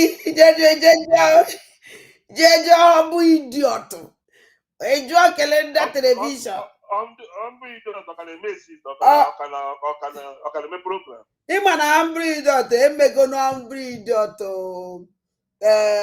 upgrade so upgrade emeze kịta wa upgrade igbu ọchụ ọ na-egbuzi ọchụ ya na loze nọzi na the same camp and kedu afọ ya nọ kedu afọ this criminal eze akwụna ha na-atọzi nọ na the same group na control the terrorist group Ngozi Olabueze because ana ma pukebesi ihe na live mba ọ dị busy na plan ka ha esi wee gbagbu Soludo mmadụ ụmụ nwanyị ya na-akpọ emekọ program na ihe and the WhatsApp group ndị group ya na ma ịma na ndị group ya na suspended eze amụrụ na nsị so Tina obi adịghị ya mma nwanyị Ngozi ji wee suspend eze enyi ya nwoke ya na ya na-abụọ na ịma sekretary eze amụrụ na nsị ka ọ so the group bịa the Tina bịa buo nsogbu dị na their camp ọkwa maka eze amụrụ na nsị suspended and aka na-ekwu nke yes aka na-ekwu nke a na-ekwu eme ehombu idiot upgrade emeve upgrade so even na promote humble idiot na igbu ọchụ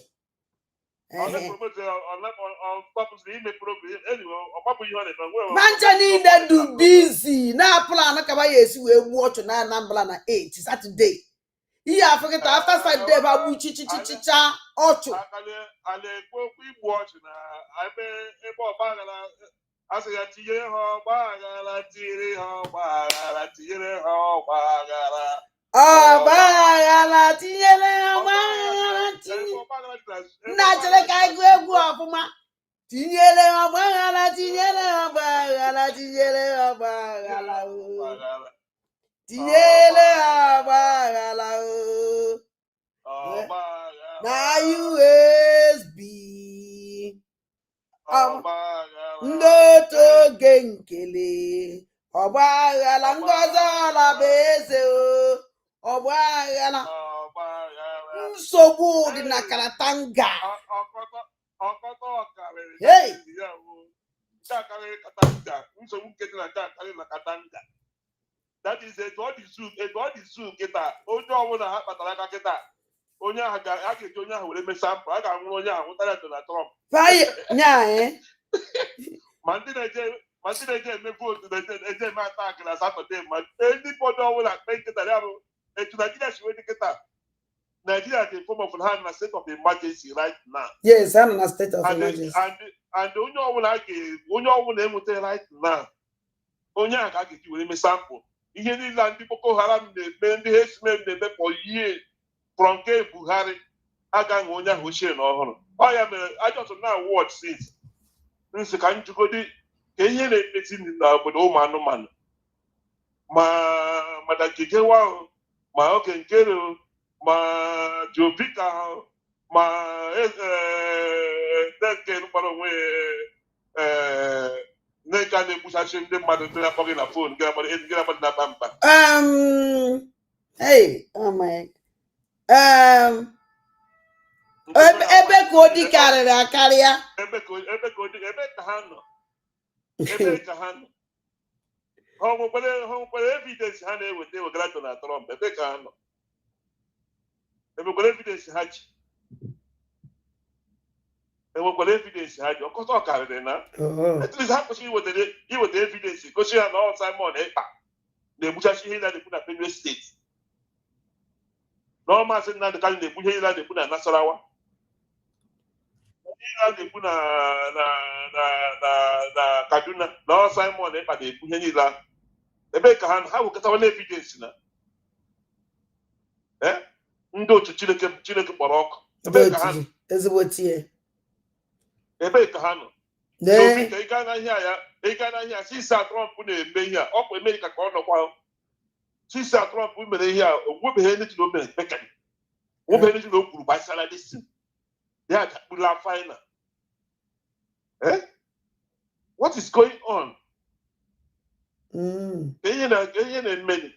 Yeah, all of them, that is complete. Oh, Kitaka Biafra.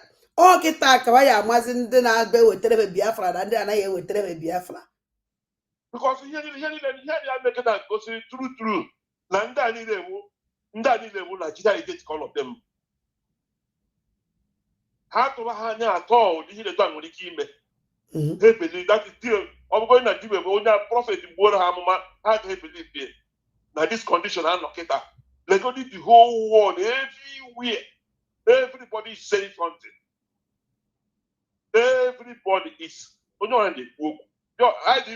in favor of Nigeria or equal against Nigeria.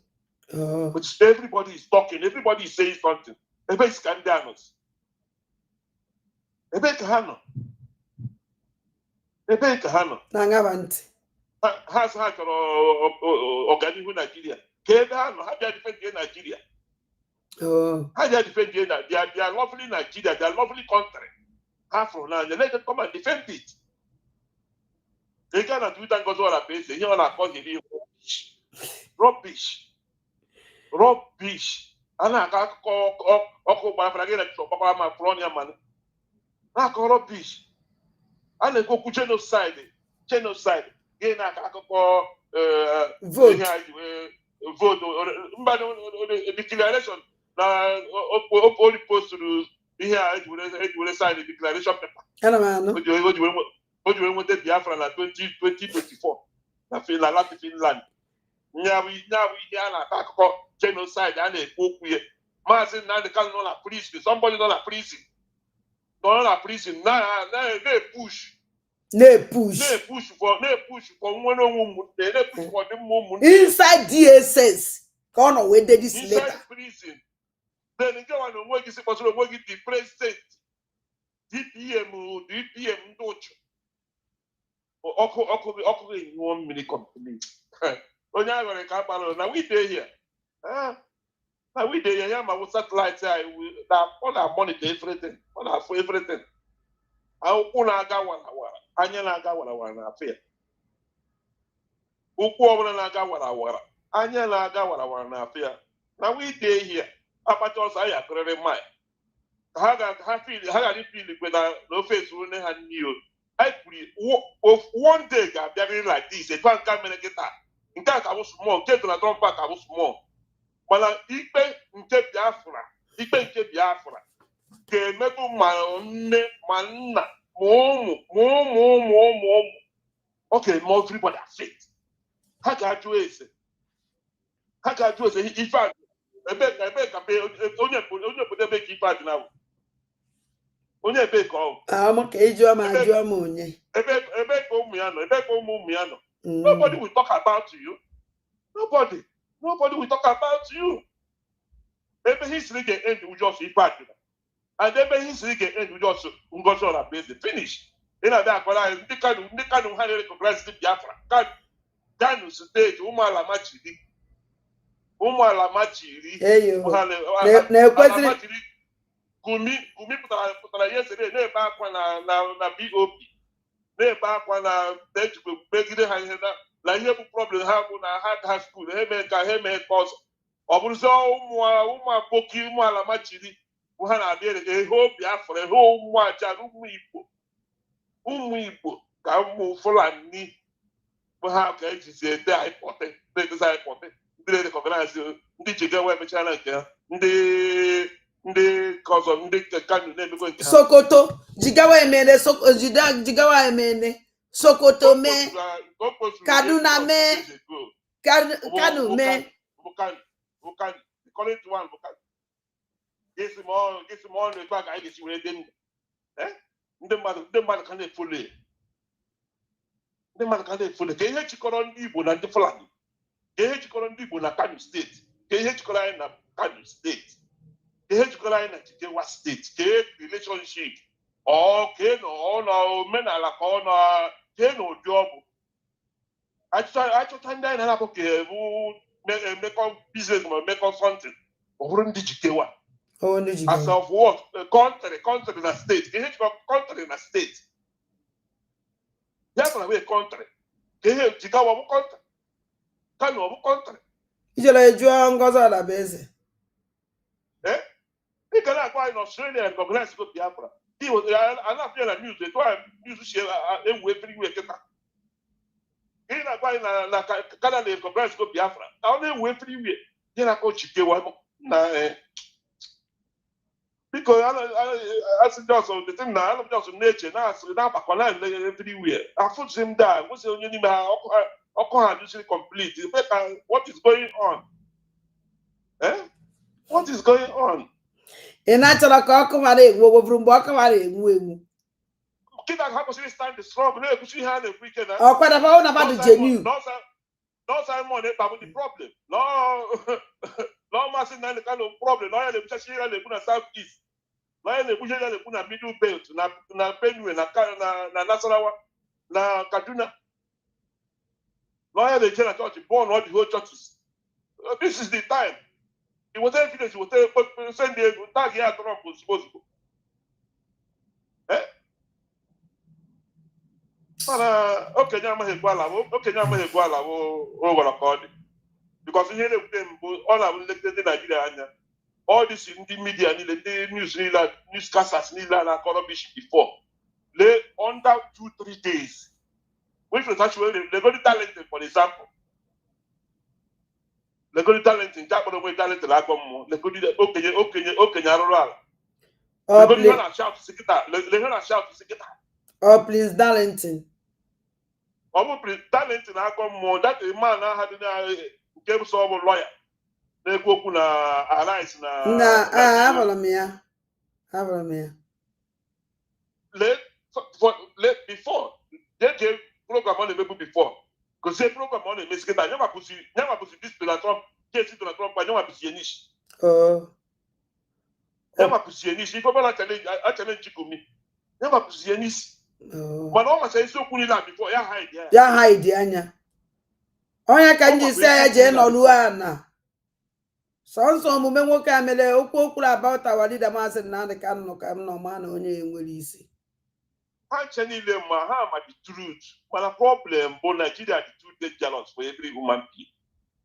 Nigeria is too dangerous. And when Nigeria happen, instead it's confusion in the children. May Nigeria happen to you? It's over my dead body. I say, may Nigeria happen to you? It's over my dead body. If of course I touch you, all here and how long them. Malakita, they have to shout to Sekita, my Ruben party, all of them, balabala. So how much of the truth? Now the candidate of Serenabu. That is, I don't know. Man, glory be to God. Let's talk one idea, one mentor. That is how it is. You can tell somebody, if finish going out from nowhere. Hey, for Patagonia, that is on your author wrong upside down. Oh, you never get that. Yes. I got put the sick and my sister. I got Ebana Gakatelaka. There's a lot of jobs. Now we day here. Hence, Nachineka in the yeah, we see. I and Chukwu Di Ya man have about the Gayaka. I about the Gayaka mana Manonu Rana Boko, or how they may not choke it. Yes. But by now, everybody here could see in there. Everybody here not have no having the government, no having the so many things I could see them. My weirdness, my evidence, there were so many programs I could see that conduct right now. Yeah. Sister, thank you very much. Yes, hello.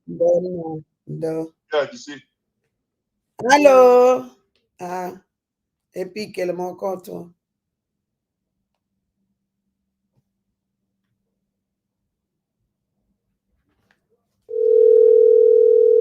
One of I didn't need move Pikita. They go with this kind of. Onya balasa na rono mumelo. Onya balasa. Onya balasa na rono mumelo. Onya balasa. Onya balasa na rono mumelo. Onya balasa. Onya balasa. Only. Nnamdi Kanu is another savior. Hurry. Nnamdi Kanu is another savior. Holy Simon is another savior.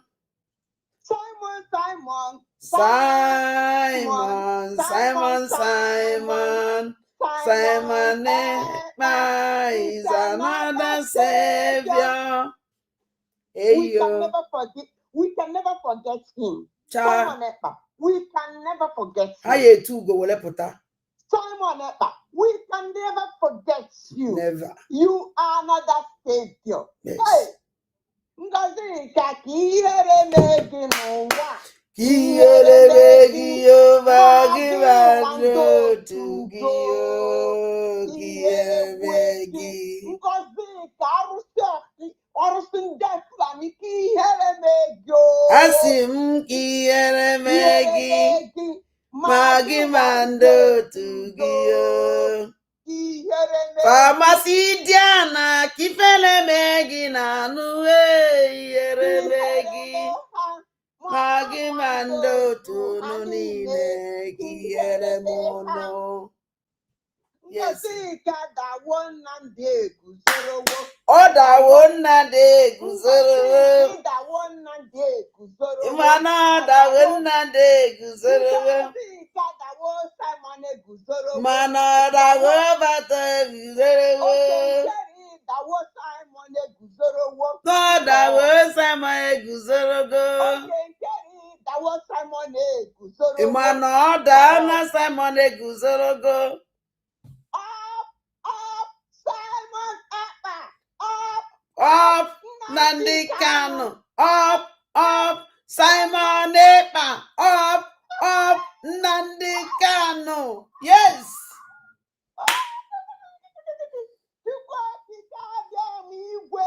Igwe.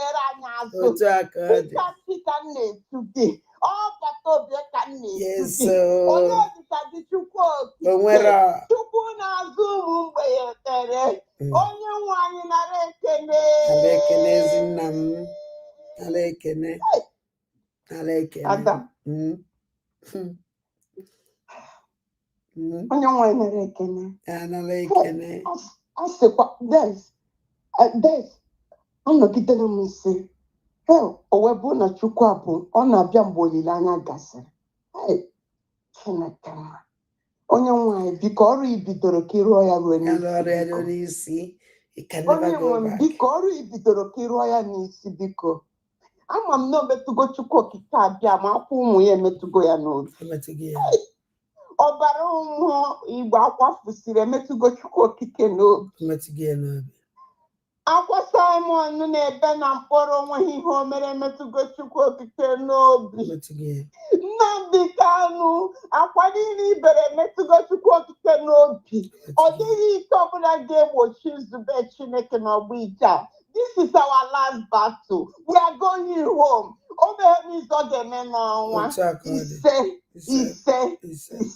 Adam, ekwuchagom. For now. Thank you, ma. Thank you. Thank you. Wow, gịnị? Gịnị nwanne m?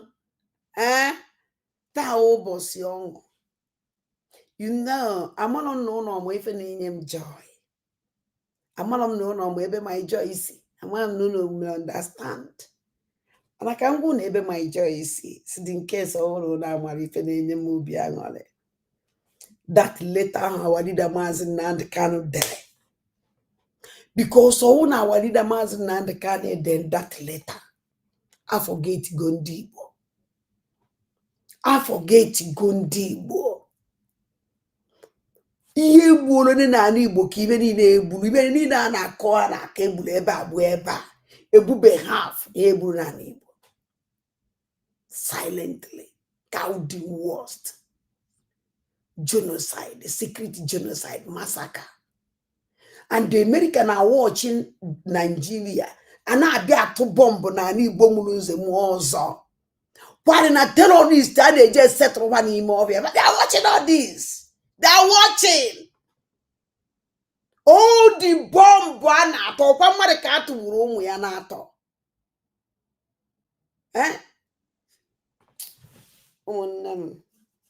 Kaina kuno la. Wanansi ya church na. Wena hapo no. Na ochi ya kanjeje na bedroom. Diri ana uchochi ya kameji la hola. And it is, in fact, my church at route. Ka we nje nu no le chana sma dogin. Ke na chizochi nagi. Na masa don't worry. No nkechi wotere. So umunne mana be eke no niile nneli umu ajani. Ayi na-emeli eziokwu. Asị nchi m gọziele m unu niile, Chukwu m ya gọziele m unu niile. Ya chekwara m unu ụmụ ajani. Ya chekwara m awarida Maazị Nnamdi Kanu. Ya nyere m ihe mmụọ, ya nyere m ike n'elu ike. Ya nyere m uche n'elu uche. Nke ọnwụ na ochete nchi m ya nyere m ya chetere m ihe. Ya gọziele m ya alụ isi ike na ogologo ndụ. Ya were gọziele m awalida ka ifere wee mee ndị ilo ya. Ndị anche na oyi anwụ. Ha ya ebu ya ụzọ were nwụ. Awalida Maazị Nnamdi Kanu ya amụnye ọkụ a. Ya na ọbata obi nwa ya nwoke n'akụkụ. Ada ndị mbụ na ndị egede edozi ugori ije aṅụrị. Ije ngala ndị asụma ya egbu m. Anaghị enezi ebe ada na-aṅụ.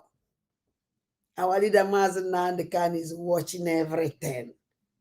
Our leader Maazị Nnamdi Kanu is seeing everything. Oh God. When I see Nepe. Okay, I'm going to have a cake. Yes.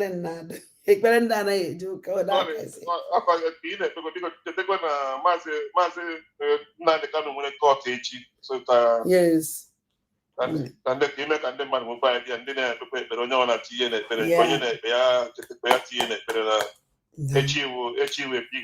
pick deck or she got defense here. I am Jadu tomorrow. And I would tell them major rich need. Away your man, to go Jabia would have gone on the end. So Onyona there way. So you make and do my channel by idea. Okay, nam do there's an the sick. Yeah, catch it for. Umajan, no going to make a long con. Obias and one never say, Echini, no nature to connect. Our leader was another kind of a court, Echi. Echu big day, big on a tinny and a pele carry pele. A tinny and a pele. Onye mara Chukwu ọ na-akpọ Chukwu osokwa ya were aka ị na-akpọ. Aya na ha azọ ekpele, aya na ha asọ ekpele ebe osokwa anya si anyị na ntị ise. Biko onye mara Chukwu ọ na-ekpe n'azị ya nụ ogwokwotu Chukwu a biko kpọọ ya n'isi awarira. Wele ọnọdụ ya echi niile tinye Chineke n'aka. Wele nchekwa ya tinye Chineke n'aka. were agbamume tinye Chineke n'aka si ya biko ya were ọnọdụ ya bunye ya uche ya mee karịa ka o si eme bifo na onwekwa onye ọzọ anyị tụkwasara obi na-awọ ya ya bụrụ onye mbido na onye njedebe ya bụola anyị ụzọ ya kpekwala anyị azụ ya nọrọ anyị n'iru ya nọrọkwa anyị ya nọrọ ya n'ilu nọrọ ya n'azụ ya nọrọ Awadida Maazị Nnamdi Kanu n'iru ya nọrọ ya n'azụ nọkwara anyị nwa ụmụ aja mmeje ọrụ echi niile a n'aka Chukwu Di Ya anyị bata na mgbede echi anyị agwa oku ya o si wee gaa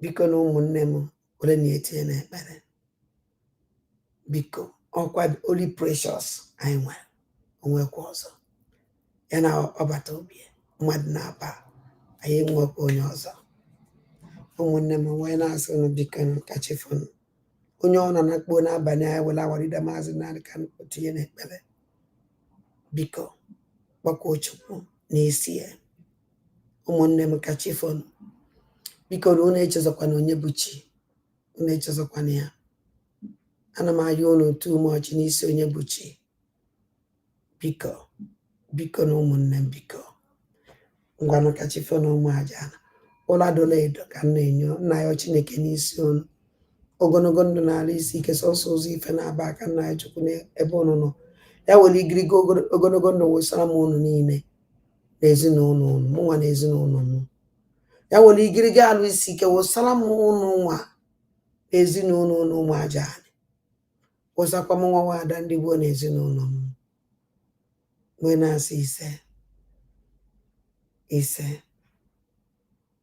wee na-awụsakwa dị ise igirigo ogologo ndụ na-arụ isi ike n'isi Awadida Maazị Nnamdi Kanu n'isi ọbata obi na ezinụlọ fanabụ n'isi our angels niile for A to Z ndị wepụtara onwe fa were ndụ ha chụọ aja ndị aka ha dị ọcha wee na-asị ise anya na-anụ ụbọchị na-anụ ụmụ aja na kachifonu